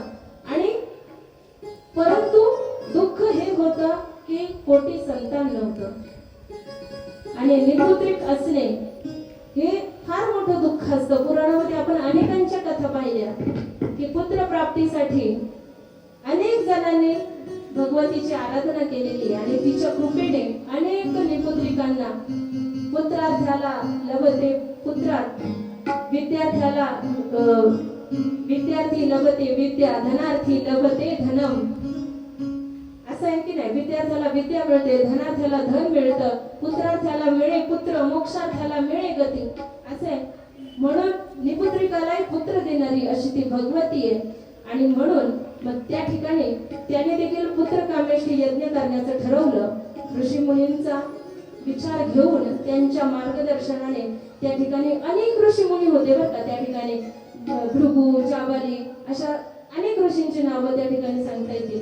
असे अनेक ऋषी त्या ठिकाणी उपस्थित असताना मग त्या पुत्र कामेष्ठी यज्ञ त्या देवदत्ताने करण्याचं ठरवलं. आणि त्याचा प्रमुख उद्गाता, प्रमुख मंत्रोच्चार करणारा असा म्हणून गोभिल ब्राह्मणाची त्या ठिकाणी त्याला ते कार्य सोपवण्यात आलं होतं. आणि मग हा देवदत्त आणि गोभिल, देवदत्त आणि रोहिणी राणी, रोहिणी त्याची पत्नी, हे दोघं यजमान म्हणून बसलेले होते. आणि गोभिल ऋषी जे होते ते देखील वेद मंत्र उत्कृष्ट जाणत असणारे, पण थोडस वय झालेलं होतं त्यांचं, वयस्कर होते. आणि कदाचित वयस्कर व्यक्तींना अनुभव चांगला असतो, जास्त चांगल्या पद्धतीने ते पूजा कार्य करू शकतात. अशा हेतूने मग त्या गोभिल मुनीने तो यज्ञ यशस्वी व्हावा या हेतूने त्या वृद्ध वयोवृद्ध अशा गोभिल मुनींना त्या यज्ञाचा प्रमुख उद्गाता म्हणून त्या ठिकाणी त्यांना विनंती केली. आणि तो यज्ञ त्या ठिकाणी प्रारंभ झालेला आहे. देवदत्त, रोहिणी राणी त्या ठिकाणी यज्ञामध्ये आहुती देण्यासाठी बसलेले आहेत. वेद मंत्र उच्चार हे सर्व देवदत्ताला ज्ञात आहे, पण यजमान म्हणून बसलेला आहे. बघा बरं का, फार गंमत आहे बरं का. हे ऐका, पुढे जाऊन तुम्हाला याची गंमत कळेल. देवदत्त आणि रोहिणी त्या ठिकाणी बसलेले आहेत यजमान म्हणून, पण मुळात देवदत्त म्हणजे असं समजा की ब्राह्मणांच्या घरी सत्यनारायण पूजा चालू आहे.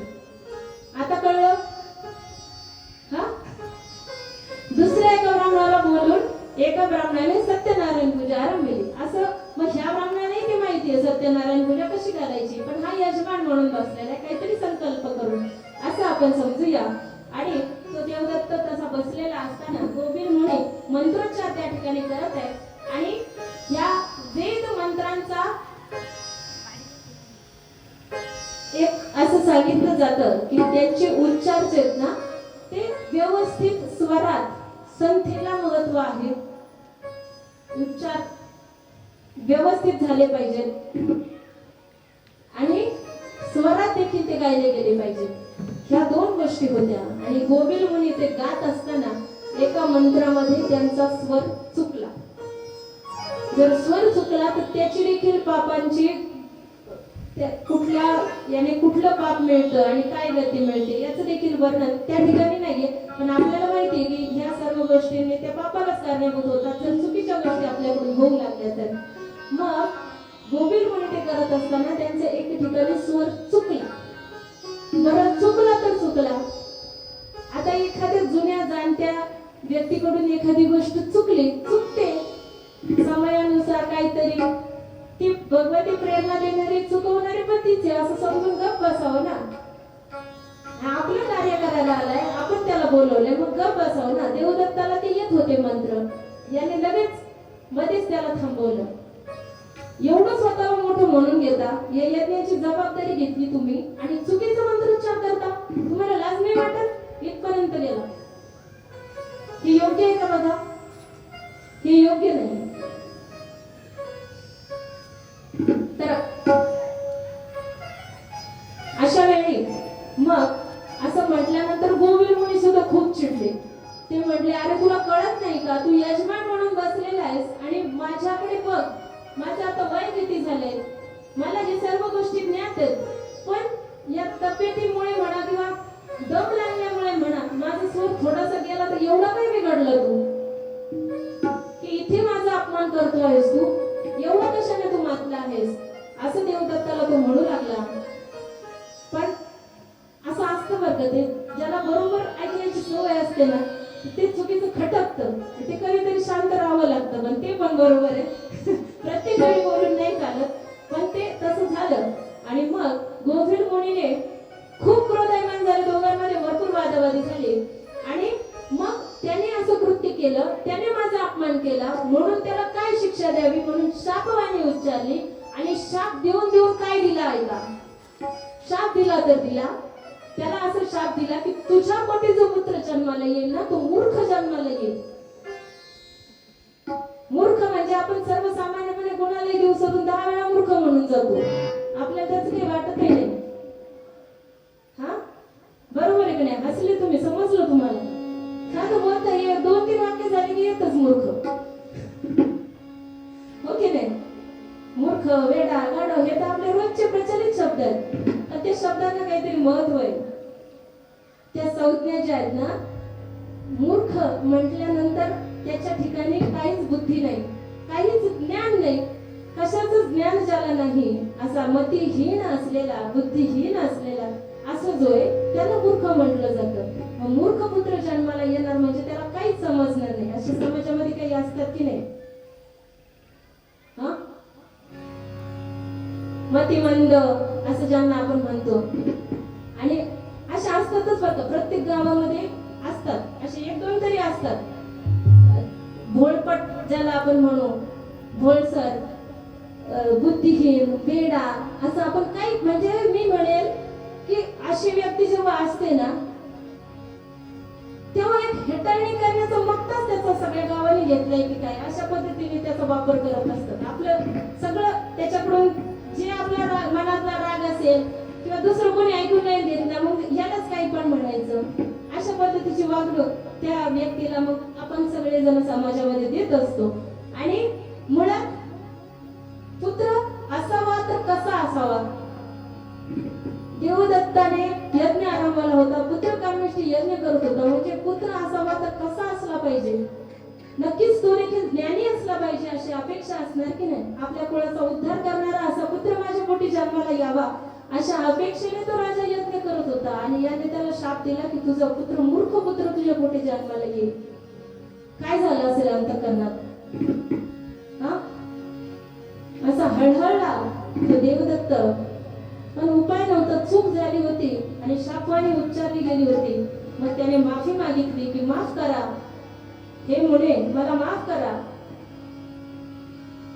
पण असं होऊ नये याचा काय म्हणते त्याला, याचा प्रभाव कमी व्हावा असा काहीतरी उपाय तुम्हीच सांगा. मग त्यावेळी गोविंद मुनीला देखील त्याची दया आली आणि त्याने सांगितलं की हा पुत्र, मूर्ख पुत्र तर जन्माला येईल, पण भगवतीच्या कृपेने त्याला ज्ञान प्राप्त होईल असा उत्साह त्या राजाला दिला. परंतु यज्ञाला बसला, यज्ञ पुढे आरंभ झाला, पण पुढे यज्ञामध्ये मग काय मन लागेल. कारण येऊन येऊन जन्माला येणार होता पुत्र, तो मूर्ख येणार होता. कधी ज्ञान होईल त्याला ते होईल, पण जन्माला आल्याबरोबर तो मूर्ख असणार होता. आणि याचं फार मोठं दुःख त्या देवदत्त राजाला, देवदत्त ब्राह्मणाला त्या ठिकाणी होत होतं. कारण आपल्या शास्त्रामध्ये असं म्हटलंय, जननी जने तो ऐसी जने, जने संत या शूर, नहीं तो उससे वांझ भले मुफ्त में गमाया नूर. बरोबर आहे ना? पुत्र जन्माला घालायचा आहे तर तो एकतर संत असला पाहिजे किंवा तो शूर जन्माला आला पाहिजे, तरच मातेला ते गर्भारपणाचं दुःख सोसल्याचं मुफ्त में गवाया नूर हा शब्दप्रयोग तुमच्या लक्षात आला असेल. काही उपयोग नाही एवढे कष्ट सोसल्याचा आणि त्या पुत्राला जन्म घातल्याचा जर तो पुत्र संत किंवा शूर नसेल.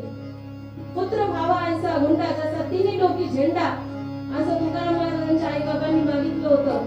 श्री विठ्ठला समोर उभं राहून म्हणून तुकाराम महाराज जन्माला आले. मागणंच तसं होतं, असा पुत्र जन्माला घाल. अजून उदाहरण सांगू. बळीराजाच्या आईचं उदाहरण आपल्याला त्या ठिकाणी देता येईल. बळीराजाचे पिता विरोचन राजा ज्यावेळी विरोचन आधी हा प्रसंग सांगूया की बळीराजा पुढे वामन अवतार धरून भगवान त्या ठिकाणी उपस्थित झाले आणि 3 पग भूमी मला दान द्या असं म्हणून मग स्वर्ग हे सगळं त्यांनी व्यापलं आणि 3रा भाव आता मी कुठे ठेवू असं म्हणून बळीराजाने सांगितलं की आता माझ्या मस्तकावर तुम्ही पाय ठेवा आणि त्या बळीराजालाही पाताळात घालले. हा जेव्हा प्रसंग त्या ठिकाणी उभा राहिला त्यावेळी अनेकांच्या अनेक भावना त्यावेळी निर्माण झाल्या. त्यावेळी काय झालं, शुक्राचार्य त्या चाळणीत जाऊन बसले, त्या शुक्राचार्याचा डोळा फोडला, असे अनेक प्रसंग त्या ठिकाणी झाले. पण मला सांगायचा मुद्दा इथे आहे की त्यावेळी बळीराजाची आई देखील त्या ठिकाणी उपस्थित होती आणि भगवंताने जेव्हा सांगितलं की आता 3रा पाय कुठे ठेवू सांग आणि 3 पग भूमी मला दान कर असं जेव्हा भगवंत त्याच्या पुढे मागत होते ना, तेव्हा त्या आईच्या मनातली ही भावना आहे बघा, तिच्या मनामध्ये येत आहे आता माझा पुत्र संपणार आहे. ही गोष्ट तर खरी आहे, पण ती स्वतःला धन्यता देतीये. बघा बिकट परिस्थितीत सुद्धा चांगलं शोधण्याची ताकद त्या स्त्रियांमध्ये होत्या. म्हणून त्या पुराणांमध्ये आपण कुठे आहेत, आपण का तिथे नाहीत? कारण तेवढी विचारांची भव्यता लेवल आपल्याला साधता येत नाहीये म्हणून आपण तिथे नाहीयेत, आपण घरातच आहेत. बरोबर आहे ना? असा प्रसंग आला असताना सुद्धा तिला आठवलं की जेव्हा बळीराजाच्या पित्याचं अंत झाला होता त्यावेळी ती त्यांची पत्नी बळीराजाची आई गर्भवती होती. बळीराजा तिच्या गर्भामध्ये वाढत होता आणि त्यावेळी सतीची प्रथा होती. राजा मरण पावला की त्याच्या पत्नीने तिच्या सोबत सती जायचं असं होतं आणि पण गर्भवती असल्यामुळे तिने सती जाऊ नये असं महात्म्यांनी सांगितलं आणि ती त्यावेळी सती गेली नव्हती. मग तिच्या तोंडातले शब्द आहेत हे, भला हुआ सती नहीं गई विरोचन के साथ, भला हुआ सती नहीं गई विरोचन के साथ, ऐसा पुत्र पैदा किया जिसके सामने प्रभु पसारे हाथ, ऐसा पुत्र पैदा किया मैं धन्य हो गई जिसके सामने प्रभु आज हाथ पसार रहे हैं. ऐसा पुत्र मैंने पैदा किया है. अशा पुत्राचा अंत जरी झाला ना, त्या भगवंताने त्याला पाताळात जरी घातलं ना तरी सुद्धा त्याचं दुःख नाही मला. त्या पुत्राला जन्म मी दिलेला आहे यामध्ये मला धन्यता आहे अशी ती माता त्या ठिकाणी म्हणते आहे. असा पुत्र जन्माला यायला हवा, तो संत असायला हवा किंवा तो शूर जन्माला यायला हवा. कबीर महाराजांचं उदाहरण आपल्याला घेता येईल. कमाल त्यांचे पुत्र, त्यांना देखील बरंच वेदाध्ययन शास्त्राभ्यास करण्यासाठी कबीरांनी त्यांना वाराणसीला पाठवलं होतं. वेदाध्ययन करून आल्यानंतर मग घरची परिस्थिती बिकट होती आणि कबीरांची पत्नी देखील पतिव्रता सुशील अशी नारी होती. ती संसार जरी जे काही असेल त्याच्यामध्ये आपल्या मूलभूत गरजा भागतायत, अन्न वस्त्र निवारा, त्याच्यामध्ये सुखी राहत होती. तो आनंद कोणी हिरावून नाही घेऊ शकत अशी ती पत्नी होती. आणि त्यामुळे कबीरजी महाराज देखील भगवंताच्या चिंतामणामध्ये स्वतःला रंगवू शकत होते. आणि कमाल जो होता ना, तो ज्या ठिकाणी अभ्यास करण्यासाठी गेलेला होता त्या ठिकाणी अभ्यास पूर्ण झाल्यानंतर त्यांचं देखील कीर्तन ते करू लागले आणि तो सत्संग केल्यानंतर तिथल्या राजाने त्यांना एक आता हे धन तर घेणार नाही. बरेच असे महात्मे आहेत जे कथेचा कीर्तनाचा विक्रय करत नाही. आता हा एक अजून वेगळा विषय होऊ शकतो, करूच नाहीये. पण त्या विषयी बोलण्याचा आपला अधिकार आहे, मी तेवढी मोठी नाही. आणि त्यातलेच एक कमाल जे होते, त्यामुळे हे धन तर घेणार नाही, मग यांना काहीतरी अमौलिक वस्तू आपण देऊया म्हणून मग हिरा, एक अमूल्य असा हिरा त्यांच्या त्या पिशवीमध्ये घालून त्या राजाने ठेवला. म्हणजे तिकडे गेल्यानंतर यांना कळेल आणि मग आता परत हे देऊ शकणार नाही, तो हिरा घेऊन ते इकडे आले. आणि जेव्हा वेळ कमी आहे जेव्हा इकडे कबीरांकडे ते आले त्यावेळी त्यांनी पाहिलं की हा हिरा त्यांना सापडला. आणि त्यावेळी कमालाला बोल लावू लागले की हे आपल्या कुळाला न शोभणारं असं कृत्य तुझ्याकडून झालेलं आहे, तो हिरा पुन्हा देण्यासाठी तिकडे पाठवलं, हे कृत्य तू केलंच कसं, असं म्हणून भरपूर रागे त्या कमालाला कबीरजी म्हटलेले. पुढे एक प्रसंग असा येतो की संत महात्मे एकदा त्या गावामध्ये उपस्थित झालेले असताना, मंदिरामध्ये विश्रांतीसाठी असताना, मग गावातल्या कोणीतरी त्यांना घेऊन जायचं, आपल्या घरी जेवण खाऊ घालायचं, अशी पूर्वीची प्रथा होती. आजही आहे. आज आम्ही पण पुरणपोळी खाल्ली अशी प्रथा असते गावामध्ये. जेव्हा असे काही कथेच्या म्हणा, सत्संगाच्या म्हणा माध्यमातून जेव्हा अशी काही मंडळी इथं उपलब्ध होतात, तर त्यांची व्यवस्था ठेवणे ही गावकऱ्यांची जबाबदारी असते. आणि त्या माध्यमातून मग कबीरांच्या घरी ते सर्व संत मंडळी एक दिवशी येतात. पण हालाकीची परिस्थिती होती, त्या सर्वांना जेवण करू शकू, त्यांच्यासाठी पक्वान्न तयार करू शकू एवढं सामान त्या ठिकाणी उपलब्ध नव्हतं. आणि मग आता काय करावं, संतांना तर तसं धाडू शकत नाही, हे पाप ते आपण करू शकत नाही, मग आता काय करावं.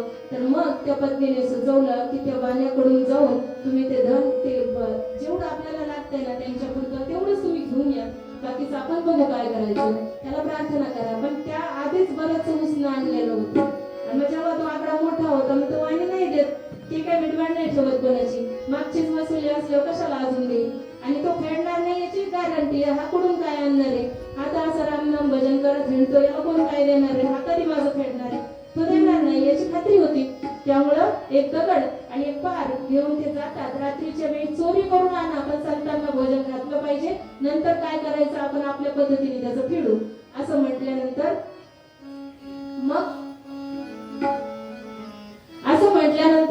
मग ते कबीर आणि कमाल त्या वाण्याकडे गेलेले आहेत. आणि त्याचं दुकान जे ना ते मागच्या बाजूने ते पहारीने आणि त्या दगडाच्या मदतीने ते दुकान फोडलं, घर फोडी ज्याला म्हणतात ना तशा पद्धतीने फोडलं.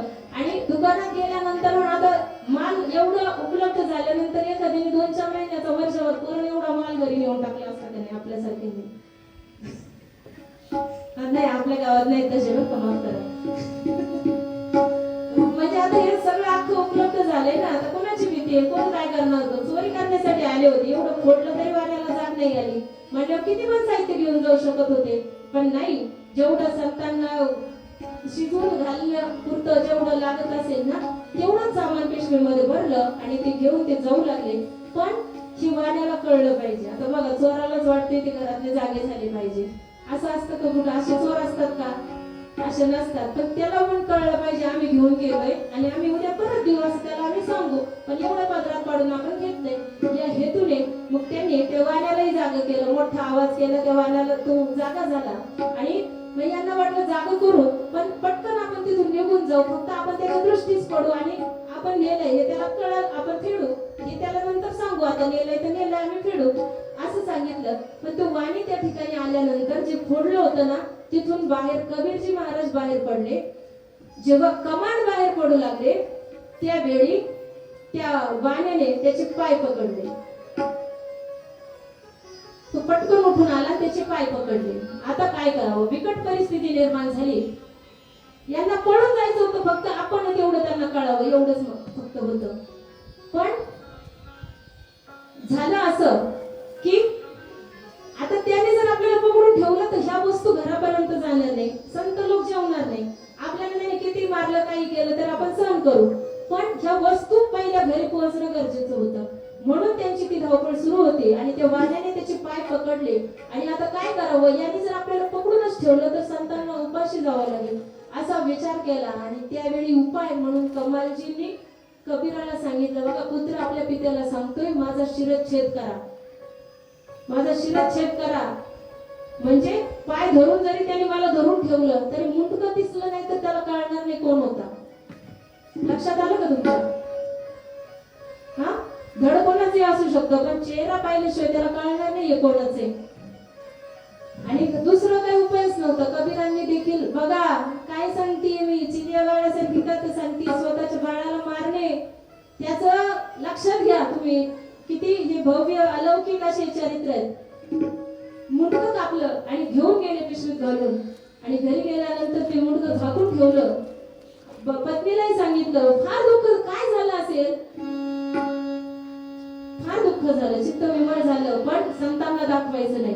असं जर दिसलं पुत्राचं मरण झालेलं आहे तर ते निपुत्रिकाच्या घरचं खाणार नाही, किंवा सुतक असं ज्याला म्हणतो ते जेवण करणार नाहीत, आणि ते आपल्या घरातून तसे गेले नाही पाहिजे, ते पातक फार मोठं आहे असं म्हटल्यानंतर मग ते मुंडकं जे होतं ते झाकून ठेवलं. आणि ते सगळं झालं. दुसऱ्या दिवशी सकाळी त्यांना साधू संतांना जेवू घातलं, ते गेले, निघून गेले.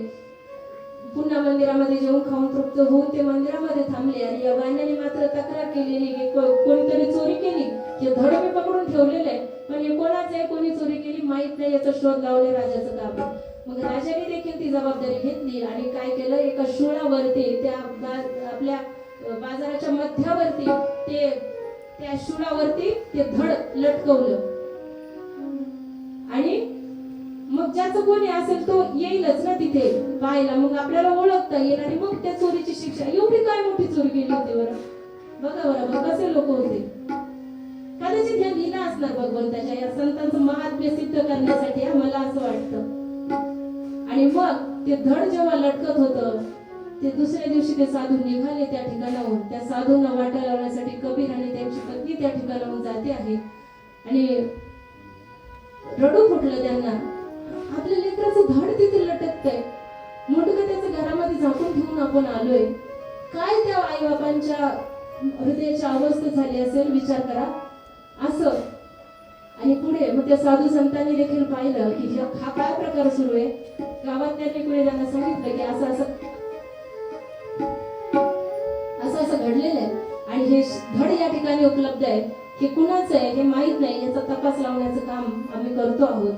साधू संतांनी ते जाणलं, कारण ते त्यावेळचे तसे होते, ते खरंच ज्ञानी होते असं म्हणता येईल. आजकाल तसे शोधून सापडणार नाही, ते खरंच ज्ञानी होते. त्यांनी सर्व ते जाणलं आणि मग रडू फुटलं. आणि मग त्यांनी जाणलं की हा कबीराचा मुलगा कमाण आहे. कबीर महाराजांनीच त्या ठिकाणी ते मांडणी केलं. आणि मग साधू संतांनी ते मुंडकं आणायला लावलं आणि ते शिर त्या धडावरती जोडलेलं आहे. आणि ते कमालजी महाराज ते पुन्हा एकदा जिवंत झालेले. पण असा पुत्र पोटी येण्यासाठी खरंच माता पिता देखील तेवढे धन्य असावे लागतात. आणि पुत्र जन्माला घालावा तर असा घालावा, संत घालावा, भगवत चिंतन करणारा घालावा, किंवा तो शूर असावा, तो देवाची भक्ती करणारा असावा, किंवा तो देशासाठी आपले प्राण वेचणारा असा तो शूर पुत्र जन्माला घालावा, तर त्या मातेला धन्यता आहे. खरं सांगू, आजच्या या कलियुगामध्ये आपल्याला बऱ्याच गोष्टी नको त्या गोष्टी पाहायला मिळतात, ऐकायला मिळतात. आपणही त्याच्यामध्ये रमून जातो. आपल्या भवितव्याची, परलोकीची चिंता आपल्या स्मरणात सुद्धा येत नाही, अशी अवस्था आपली झाली. बघा, हा कलियुगाचा प्रभाव आहे. आणि पण अशाही परिस्थितीत आपलं मन आपण भगवंताच्या चरणी ठेवलं पाहिजे. आणि त्या मनाला समजावून सांगितलं पाहिजे की हे मना, या ठिकाणी तुला जर कोणाचा आश्रय घ्यायचा असेल, तुला जर कोणाचा आदर्श घ्यायचा असेल, आणि तुला जर तसं व्यक्तिमत्व घडायचं असेल ना, तर ही आजूबाजूला दिसणारी सिनेसृष्टी, हे नटनटी, सिने तारका, हे सेलिब्रिटीज म्हणून बोलवले जातात अशा धार्मिक कार्यक्रमांमध्ये. मला वाटतं याच्यासारखं दुर्भाग्य दुसरं काही नाही बरं का. फार वाईट वाटतं अशा वेळी. नाही त्या लोकांना मोकार मान दिला जातो बघा. आणि खरे ज्ञानी ते घरात त्यांच्या साधनेत व्यस्त असतात आणि नको तेच स्टेजवरती नाचत असतात. म्हणते मी, नंगा नाच करत असतात म्हणेल मी. आणि त्यांच्या तारखा घेण्यासाठी हे खरं तर समाजाची चुकी आहे. कोणाच्या तारखा घ्याव्यात, कोणाचे कार्यक्रम ठेवावेत हे आपल्याला कळत नाही. वाटेल की हे आपले कर्जुले हरेश्वर गावाचं हे वैभव आहे, ही आपली संस्कृती आहे, आपले संस्कार आहेत, आपल्या गावामध्ये अजून ती गोष्ट नाहीये, हो की नाही? आपल्या गावामध्ये अजूनही धार्मिकता जपली जाते, ते संस्कार जपले जातात आणि हे संस्कार हे इथपर्यंत आणून ठेवून आपलं भागणार नाही बरं. हे पिढ्यानुपिढ्या जोपर्यंत यावत चंद्र दिन करो असं म्हटलं जातं, चंद्र सूर्य असेपर्यंत हे संस्कार ही संस्कृती अशीच टिकून राहिली पाहिजे. ही जबाबदारी आपली आहे, आपली. हे दुसरं कोणी येऊन आपल्याला शिकवणार नाही, ही आपली वैयक्तिक जबाबदारी. असं जेव्हा प्रत्येक जण स्वीकारेल आणि त्या पद्धतीने आचरण करेल ना, तेव्हा ही संस्कृती टिकून राहील. बघा, हे जगमगणारी सिनेमी सृष्टी आपला आदर्श नाही, तर देशावर सीमेवर आपली प्राणाची आहुती देणारे, आपल्यासाठी सीमेवरती लढणारे असे जे वीर सैनिक जे आहेत ना, हे आपले आदर्श राहिले पाहिजे, हे आपले आयडल्स राहिले पाहिजे. तर आपल्या जीवनाला धन्यता, धन्य माता पिता तयाची या असं म्हणता येईल. बघा, भारत माता देखील या ठिकाणी उपस्थित आहे. माते, स्वागत करतो तुझं, ये मंचावरती. बघा, ही पृथ्वी माता किती सुंदर झाकी आजची आहे बघा. टाळ्यांच्या गजराने तुम्ही त्यांचं स्वागत केलं. आणि या पृथ्वी मातेच्या जन्मावरती काय समर्पित करावं, काय समर्पित केल्याने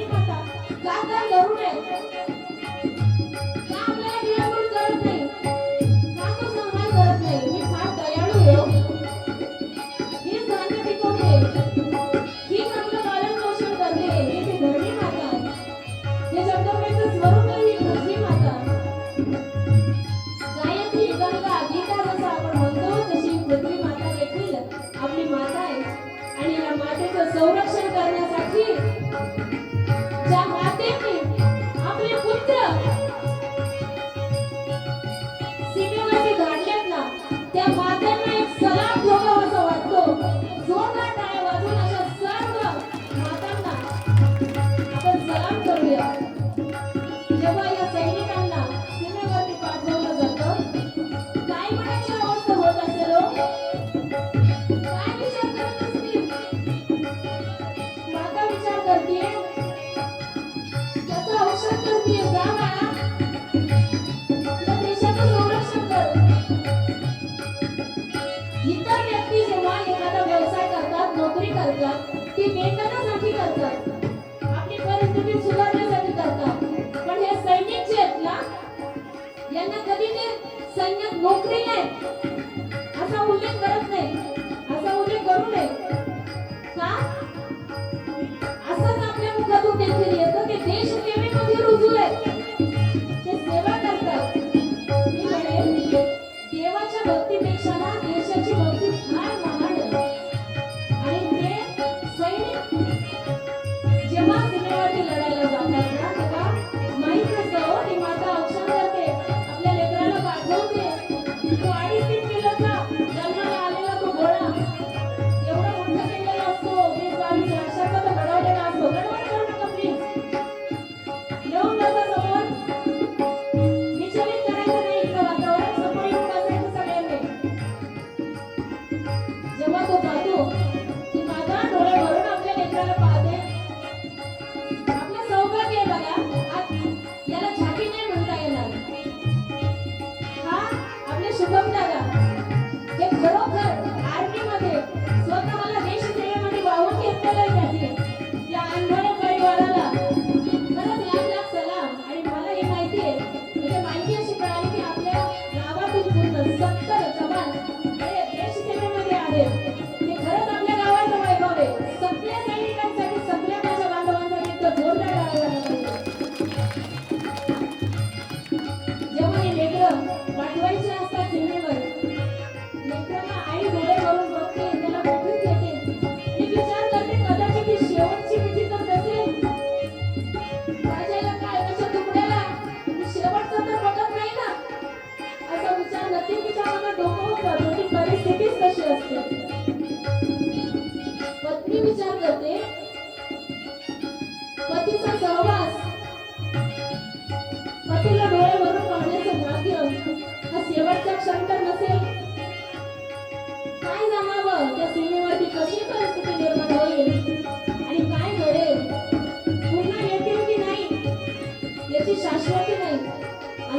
सुद्धा त्या परिवारातून मोठ्या आनंदाने ते दुःख हृदयाच्या अल्प करणारे कुठल्या कोपऱ्यामध्ये साठून असं कोणतं कोपरं त्या देवाने त्यांच्या हृदयामध्ये बनवलं असेल नाही माहिती हो.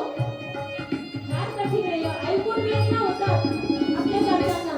जे त्या परिस्थितीतून जातात ना त्यांच्या मनाची अवस्था काय असेल याचा फक्त आपण विचारच करू शकतो. सोपी नाही ही गोष्ट, सोपी नाहीये.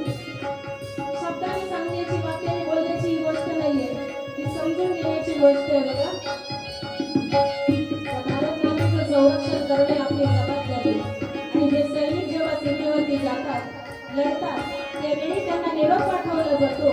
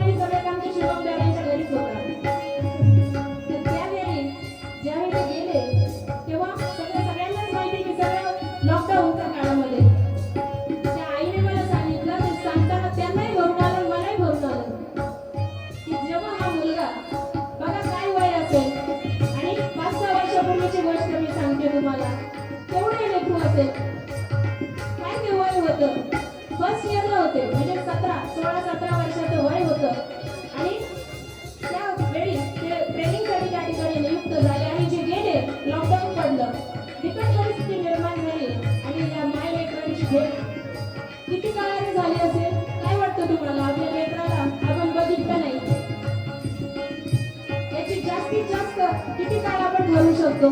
8 दिवस, 15 दिवस, महिनाभर, 2 महिने, 6 महिने, दिवाळीला तरी ही दिवाळी ते ती दिवाळी अशी तरी त्यांची भेट व्हावी.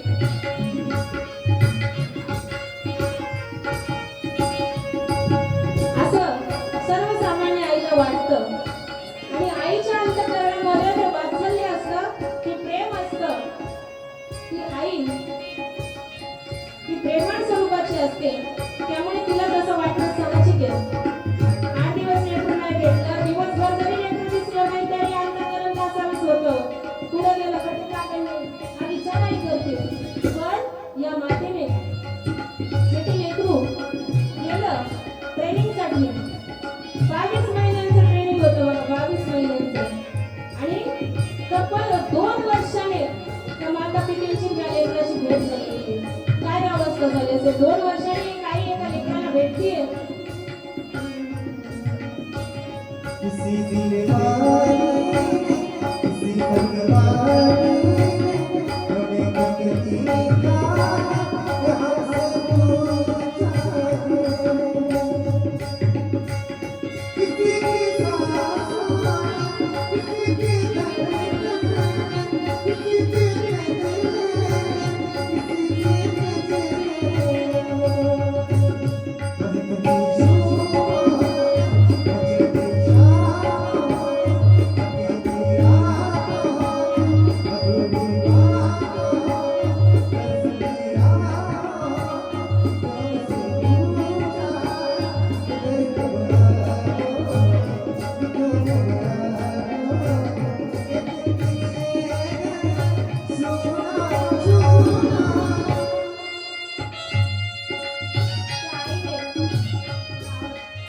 दोन वर्षामध्ये किती फोन कॉल केले असेल आणि किती तिला निवांत झोप लागली असेल आणि किती वेळा ती पोट भरून जेवली असेल सांगा बरं. 2 वर्षभर 2 वर्षाने 2 वर्ष ते लेकरू त्या आईला दिसलं नव्हतं.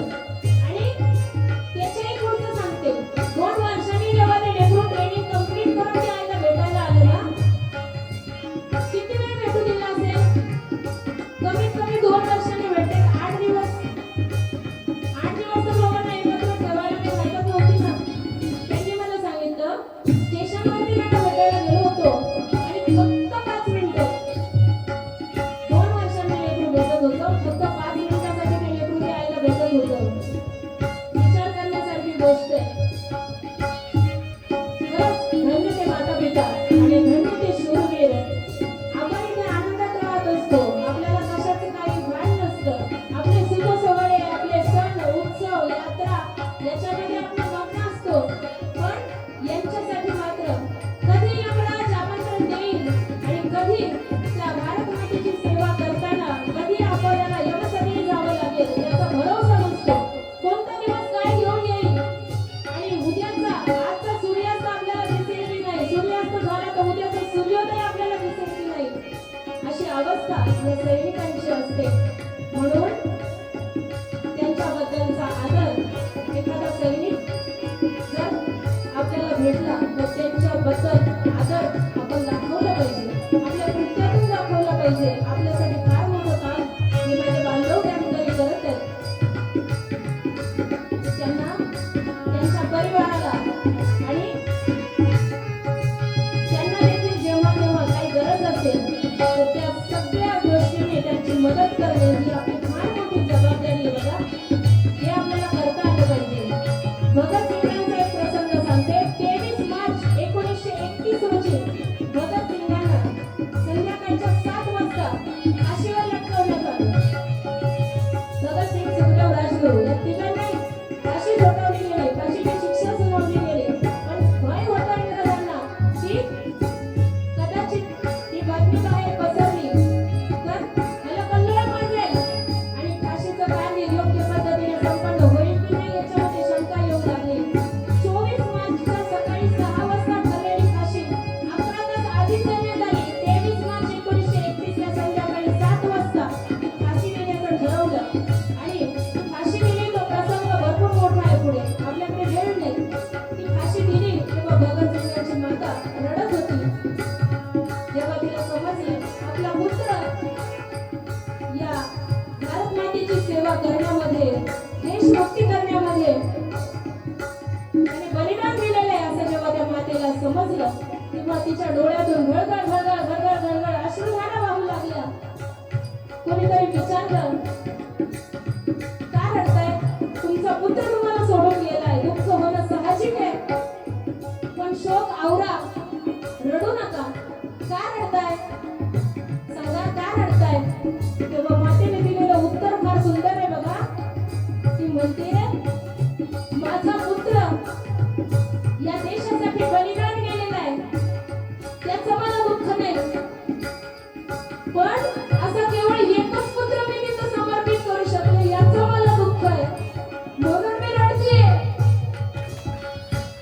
मला अजून पुत्र असते तर ते देखील मी देश सेवेत रुजू केले असते आणि या भारत मातेच्या संरक्षणासाठी ते बलिदान त्यांनी देखील दिलं असतं पण मी अभागी केवळ एक पुत्र या देशाच्या संरक्षणासाठी मी देऊ शकले एवढी भव्य दिव्य मानसिक अवस्था असलेल्या स्त्रिया आपल्या जगामध्ये झाल्या आपल्या देशामध्ये झाल्या त्यांचा आदर्श आपण घेतला पाहिजे पुराणातील स्त्रियांचा आदर्श घ्या राष्ट्रभक्त देशभक्त जे पुरुष झाले त्यांची चरित्र वाचा त्यांच्या मातेचे आदर्श घ्या छत्रपती शिवाजी महाराजांना ज्यांनी घडवलं अशा राष्ट्रमाता राजमाता जिजाऊ साहेब त्यांचा आदर्श डोळ्यासमोर ठेवा आणि आपल्या गावाची जी संस्कृती आहे संस्कार आहे हे पुन्हा पुन्हा सांगेल प्रत्येक ठिकाणी अशी परिस्थिती नाही पण ही संस्कृती हे संस्कार जपणं हे आपलं कर्तव्य आहे आणि शुभम दादासारखे म्हणेल किंवा विविध क्षेत्रात कार्यरत असलेले असे अनेक सुपुत्र म्हणता येईल असे अनेक हिरे या कर्जवे हरेश्वर ग्रामाने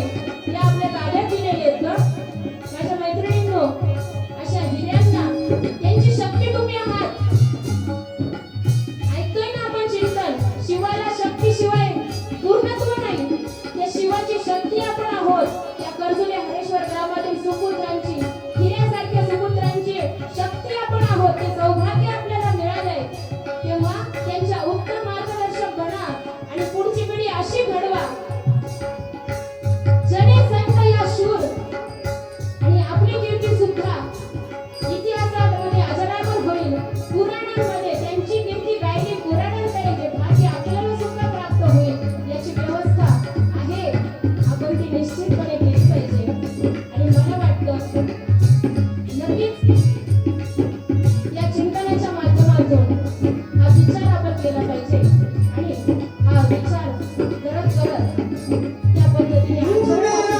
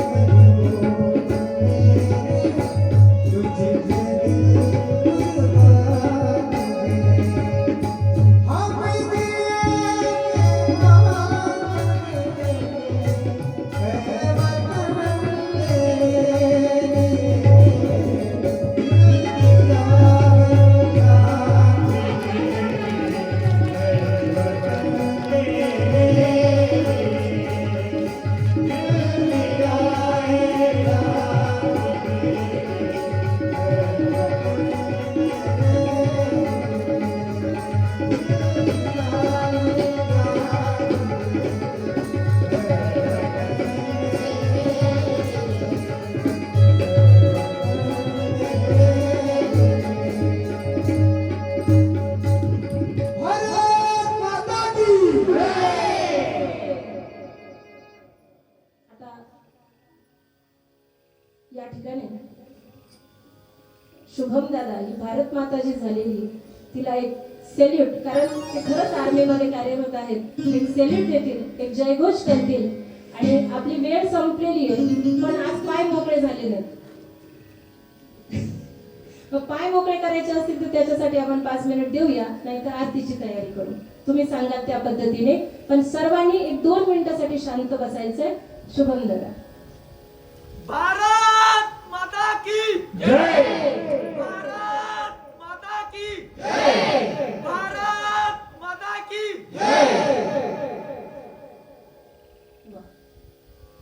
एकदा जोरदार टाळ्या आपल्या भारत मातेसाठी आणि या सैनिकांसाठी पलीकडचे सैनिक पण फार सुंदर तयार होऊन आलेले आहेत बघा हे भावी आहेत हे सध्या आहेत आणि ते भावी आहेत हा डबल संदेश आपण याच्यातून देतोय म्हणजे जे आहेत त्यांनाच फक्त आम्ही इथे प्रदर्शित करत नाहीयेत तर आमच्या पुढच्यांची सुद्धा तयारी आहे हा संदेश आम्ही देतोय हा या झाकीतून दाखवण्याचा उद्देश आहे असं आपण समजूया आणि आरतीची तयारी करूया की घ्यायचं काही